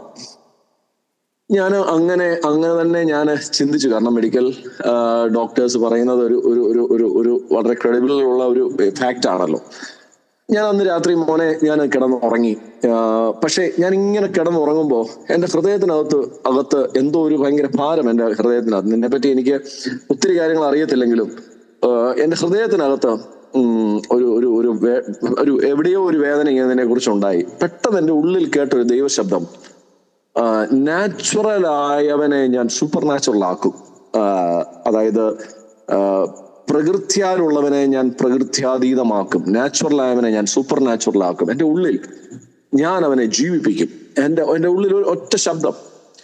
പെട്ടെന്ന് ഞാൻ ഞെട്ടി എണീറ്റു. ആ രാത്രിയിൽ ഞാൻ അന്ന് മുതലാണ് നിന്റെ അപ്ഡേറ്റ്സ് ഞാൻ വളരെ ക്രൂഷ്യലായിട്ട് ഫോളോ ചെയ്യാൻ തുടങ്ങി. ബിജോനോട് ചോദിച്ചാൽ അറിയാൻ, ഞാൻ ഓരോ അപ്ഡേറ്റുകളും ബിജോ കൃത്യമായിട്ട് ഓരോ ദിവസത്തെ അപ്ഡേറ്റുകളും എനിക്ക് അയക്കാറുണ്ട്. ഞാൻ ഓരോ ദിവസവും നിന്നെ ഫോളോ ചെയ്യാൻ തുടങ്ങി. കാരണം നിന്നിൽ ഒരു അത്ഭുതം ദൈവം ചെയ്യും എന്ന് എൻ്റെ ഉള്ളിൽ കർത്താവ് പറഞ്ഞത് ഞാൻ ഇങ്ങനെ അവനെ ഇങ്ങനെ പരിശോധിക്കാൻ തുടങ്ങി. അതൊരു അത്ഭുതമായിട്ട് മാറുമോ? മോനെ, ഓരോ ദിവസവും നിന്റെ മേൽ ദൈവം ചെയ്യുന്ന അത്ഭുതത്തെ കാണാൻ തുടങ്ങി. എനിക്കറിയാം, ലിസി ഹോസ്പിറ്റൽ കേരളത്തിൽ അറിയപ്പെടുന്ന ഒരു ഹോസ്പിറ്റലാണ്. അവിടുത്തെ ഡോക്ടേഴ്സിന്റെ ഗ്രൂപ്പിൽ, വാട്സപ്പ് ഗ്രൂപ്പിൽ അയച്ചൊരു മെസ്സേജിനകത്ത് ഡോക്ടേഴ്സിന്റെ കമന്റ് എന്ന് പറയുന്നത്, ഇറ്റ് ഈസ് വെരി ഡിഫിക്കൽട്ട്. ഈ ഒരു സാഹചര്യത്തിൽ തിരിച്ചു വരിക എന്നുള്ളത് വളരെ വളരെ ഇമ്പോസിബിൾ ആണെന്ന് പറഞ്ഞിടത്ത് ദൈവം നിന്നെ ഒരു അത്ഭുതമാക്കി മാറ്റിയിരിക്കും. മോനെ, നീ നിന്റെ ശുശ്രൂഷ, ഞാനൊരു പ്രവാചകനാണ്, ഞാനൊരു പ്രവാചക ശുശ്രൂഷ ചെയ്യുന്ന വ്യക്തിയാണ്. ഞാൻ ഇന്ന് ഈ സമയം നിന്നോട് പറയുകയാണ്, നീ നിന്റെ ശുശ്രൂഷ ഒരു നാച്ചുറൽ രീതിയിൽ, ഒരു സ്വാഭാവികമായ രീതിയിലായിരിക്കാം നീ നിന്റെ ശുശ്രൂഷ തുടങ്ങിയത്. ഒരുപക്ഷെ എടുത്തു പറയത്തക്ക നിലയിലുള്ള ഒരു വലിയ സംഭവങ്ങളൊന്നും നിന്റെ ശുശ്രൂഷ ജീവിതത്തിൽ പറയാൻ കാണത്തില്ലായിരിക്കും. പക്ഷെ ഞാൻ ഇന്ന് രാത്രിയിൽ നിന്നോട് പറയുന്നു, ഇന്നു മുതൽ നിനക്ക് പറയാത്തക്ക നിലയിൽ, ആർക്കും പറയാൻ പറ്റാത്ത ഒരു വലിയ അത്ഭുതം നിനക്ക് തുടർന്നുള്ള നിന്റെ ശുശ്രൂഷ ജീവിതത്തിൽ പറയാൻ കഴിയും. അതുമാത്രമല്ല, നിന്നിലൂടെ ദൈവം അത്ഭുതങ്ങൾ ചെയ്യും, പ്രകൃത്യാതീതമായ അത്ഭുതങ്ങൾ. Signs and wonders will happen through you. ഒരുപക്ഷെ നിന്നിലൂടെ ഒരു അത്ഭുതം, നിന്റെ കയ്യിലൂടെ ഒരു അത്ഭുതമോ, നിന്റെ കയ്യിലൂടെ ഒരിക്കലും മറക്കാൻ കഴിയാത്തൊരു അത്ഭുതമോ ഒന്നും ആർക്കും ഒരുപക്ഷെ ഉണ്ടായിട്ടുണ്ടാവത്തില്ല. നീ ഒരു നോർമൽ ശുശ്രൂഷയിലായിരിക്കാം. എനിക്കറിയാം, നീ ബാംഗ്ലൂരിലെ ഹെബ്രോൺ ചർച്ചിലെ ഒരു ശുശ്രൂഷകനാണ്. പക്ഷെ ഞാൻ ആഴമായിട്ട് വിശ്വസിക്കുന്നു, നീ പുൾപിറ്റിൽ കയറുമ്പോൾ ഒരിക്കലും മറക്കാൻ കഴിയാത്തതായ, ആളുകൾ സംസാരിക്കാൻ തുടങ്ങുന്ന പ്രകൃത്യാതീതമായ സൂപ്പർ നാച്ചുറലായ അത്ഭുതങ്ങൾ നിന്റെ കയ്യിലൂടെ ദൈവം ചെയ്യും. അതിന് ഒരു സംശയമില്ല. കാരണം ഞാൻ കേട്ടൊരു ദൈവ ശബ്ദമുണ്ട്, ദൈവം നിന്നെ ഒരു സൂപ്പർ നാച്ചുറൽ ആക്കും. സത്യത്തിൽ ഇത് നാച്ചുറൽ അല്ല, കാരണം ഞാനൊരു മെഡിക്കൽ എക്സ്പേർട്ട് അല്ല. പക്ഷേ ഡോക്ടേഴ്സിന്റെ ശബ്ദം എൻ്റെ മനസ്സിൽ ഇപ്പോഴും ഉണ്ട്. It is so difficult, it is so complicated. ആ കോംപ്ലിക്കേഷനകത്തുനിന്ന് ദൈവം നിന്നെ പുറത്തു കൊണ്ടുവന്നെങ്കിൽ you will remain as a miracle and you are going to create miracle. നീ അനേക അത്ഭുതങ്ങളെ ഉണ്ടാക്കാൻ പോവുകയാണ് ദൈവത്തിന്റെ കർത്താവിന്റെ രാജ്യത്തിന് വേണ്ടി. ഒരു സംശയമില്ല. ഇനി തുടർന്നുള്ള ശുശ്രൂഷയിൽ ഇന്ന് രാത്രിയിൽ 150ഓളം പേര് ഈ മീറ്റിംഗിൽ കൂടിയെങ്കിൽ നിന്നെ ദൈവം ഒരു അത്ഭുതമാക്കാൻ, ഒരു അത്ഭുത സാക്ഷ്യമാക്കാനായിട്ട് ദൈവത്തിന്റെ പദ്ധതി ഉണ്ടെന്നുള്ളതിന് ഒരു സംശയമില്ല. ഇത് നോർമലി ഒരു ശുശ്രൂഷ ദൈവത്തിൽ സംഭവിക്കുന്ന കാര്യമില്ല, പക്ഷെ ഇത് ഒരു അത്ഭുതമാണ്. ആമേൻ, ആമേൻ. അതങ്ങനെ ഇത്തിരി ദൈവദാസന്മാര് ഈ സമയത്ത് ക്രിട്ടിക്കലായി ഇരുന്ന സമയത്ത് ദൈവം അവർക്ക് കൊടുത്ത ആലോചനകൾ ഒരിക്കലും അവർ ഒരു മരണകരത്തനല്ല പറയുന്നത്. അതുവരെ പോവും, ബട്ട് അത് ചെയ്യുന്നത് അത്രത്തോളം വലിയ പ്രവൃത്തി ചെയ്യിപ്പിക്കാൻ വേണ്ടി ഉള്ള ഒരു സാഹചര്യമാണ്. ദൈവനാമം മഹത്വപ്പെടുവാൻ വേണ്ടിയാണ് ഇതെല്ലാം സംഭവിച്ചത്. അവനെ മരണത്തിലേക്ക് വിടാൻ വേണ്ടി ആയിരുന്നില്ല എന്ന് നമുക്ക് തീർച്ചയായിട്ടും ഈ ഒരു അനുഭവത്തിലൂടെ കാണുവാനും കേൾക്കുവാനും അറിയുവാനും സാധിച്ചു. ഈ ടെസ്റ്റ് മണി, ഈ അനുഭവം വളരെ വലിയ അത്ഭുതം ആയിട്ടും, അതുപോലെ ഇത് കേൾക്കുന്ന പ്രേക്ഷകർക്ക് ഇത് വളരെ ഒരു അനുഭവമായിട്ട്, അല്ലെങ്കിൽ അവരുടെ ജീവിതത്തിലും ഇതുപോലെയുള്ള പ്രതികൂല സാഹചര്യങ്ങളൊക്കെ വരുമ്പോൾ നമ്മൾ അറിഞ്ഞ കർത്താവിനെ കൈവിടാതെ ഒന്നും കൂടെ കർത്താവിനോടൊന്ന് ചേർന്ന് പ്രാർത്ഥിക്കുവാനും ദൈവത്തോട് കൂടുതൽ അടുക്കുവാനുമായിട്ട് ദൈവം എല്ലാവരെയും സഹായിക്കട്ടെ. നിങ്ങളുടെ ഇങ്ങനെ സാക്ഷ്യം പറയുവാൻ ദൈവം സഹായിച്ചല്ലോ, അതിനുവേണ്ടി വന്ന നിങ്ങൾക്കും എൻ്റെ നന്ദി അറിയിക്കുന്നു. ഇതിൽ ആദ്യമായിട്ട് ഇത്രയും വിടുതൽ തന്ന നല്ല കർത്താവിനെ ഞങ്ങൾ കുടുംബമായിട്ട് നന്ദി പറയുന്നു. അതോടൊപ്പം തന്നെ ഞങ്ങളെ അറിയുന്നവരും ഞങ്ങളറിയാത്തവരുമായ ഞങ്ങളുടെ കുടുംബത്തിലും സഭകളും അവരുടെ അറിയുന്ന ഗ്രൂപ്പുകളൊക്കെയും അറിയിച്ച് ലോകത്തിൻ്റെ എമ്പാടുമുള്ള ദൈവമക്കൾ ഞങ്ങൾക്ക് വേണ്ടി ഞങ്ങളുടെ കുഞ്ഞിനെ വേണ്ടി പ്രാർത്ഥിച്ചു. സ്വന്തം കുടുംബത്തിലുള്ള കുഞ്ഞിനെ പോലെ പ്രാർത്ഥിച്ചു. അത് ഞങ്ങൾ ഏറ്റവും അനുഗ്രഹമായി തീർന്നു. പ്രത്യേകിച്ചും ഞങ്ങളറിഞ്ഞ ഞങ്ങളുടെ കുഞ്ഞുങ്ങളൊക്കെയും അവരുടെ പ്രാർത്ഥന വിഷയം അജോ അങ്കിളുടെ സൗഖ്യമാകണം എന്നുവരെ അവർ പ്രാർത്ഥിച്ച് ഇരുന്നു. അപ്പോൾ പ്രാർത്ഥന ഫലമായിട്ട് ദൈവം മോനെ വളരെ സൗഖ്യമാക്കി. തുടർന്നുള്ള ശുശ്രൂഷയും വിളിച്ച് വേർതിരിച്ചതിൻ്റെ ആ വിളിക്ക് തക്ക ഉള്ള ജോലിക്കായി, വേലയ്ക്കായി ഞങ്ങളെ ഏൽപ്പിക്കുന്നു. അതുപോലെ തന്നെ അത് തന്നെ ആകത്തക്കവണ്ണം ആകാനും നിങ്ങളുടെ പ്രാർത്ഥന വീണ്ടും ചോദിക്കുന്നു. പ്രാർത്ഥിച്ച എല്ലാ ദൈവമക്കൾക്കും, ഞങ്ങൾ അറിയുന്നവരും അറിയാത്തവരും എല്ലാവർക്കും ഈ സമയത്ത് ഞങ്ങൾ കുടുംബമായിട്ട് നന്ദി അറിയിക്കുന്നു. ദൈവം വലിയ കാര്യങ്ങൾ ചെയ്യും. വീണ്ടും ഞങ്ങളെ വേണ്ടി ഓർത്ത് പ്രാർത്ഥിക്കുക. ഞങ്ങളും എല്ലാവരെയും ഓർത്ത് എപ്പോഴും ഞങ്ങൾ അറിഞ്ഞില്ലെങ്കിലും ഞങ്ങളിങ്ങനെ കോമൺ ആയിട്ട് പ്രാർത്ഥിക്കുന്നു. ദൈവം അനുഗ്രഹിക്കട്ടെ. അതുപോലെ പ്രിയ സഹോദരിയുടെ ഈ പ്രോഗ്രാം ഞങ്ങൾക്കും ഈ സാക്ഷ്യം പങ്കുവയ്ക്കുവാൻ ദൈവം അവസരം തന്നു. അതിനുവേണ്ടി സഹോദരി ഉപയോഗിച്ചു. ഈ മീഡിയ പ്രോഗ്രാം ഇതുപോലെ അനേകമായിട്ട് വളരുവാനും ഇത് ഇത്തിരി ഡെവലപ്പായി ഇത് ചെയ്തെടുത്ത് അനേകർക്ക് ആശ്വാസമായും വിടുതലായി തീരുവാനും ഈ പ്രോഗ്രാമിനെ വലുതാക്കി ദൈവം വേൾഡ് വൈഡ് ആക്കത്തക്കവണ്ണം ദൈവം സഹായിക്കട്ടെ എന്ന് ഞങ്ങൾ പ്രാർത്ഥിക്കും. ഞങ്ങൾ പ്രാർത്ഥിക്കുകയും ഞങ്ങൾ നന്ദി പറയുകയും ചെയ്യുന്നു. അതുപോലെ ഈ പ്രോഗ്രാം ചെയ്യുന്ന ഞങ്ങളുടെ കുഞ്ഞുങ്ങളെ, ഈ ഹിം മീഡിയയ്ക്കും ഞങ്ങളുടെ ഈ പ്രിയ കുഞ്ഞുങ്ങൾക്കും നന്ദി പറയുന്നു. ദൈവം അവരെയും ധാരാളമായി അനുഗ്രഹിക്കട്ടെ. ദൈവനാമം മഹത്വപ്പെടട്ടെ. ആമേൻ. ദൈവം എല്ലാവരെയും, ഇത് കേട്ടുകൊണ്ടിരുന്ന എല്ലാവരെയും ദൈവം ധാരാളമായി അനുഗ്രഹിക്കട്ടെ. God bless you all. Amen.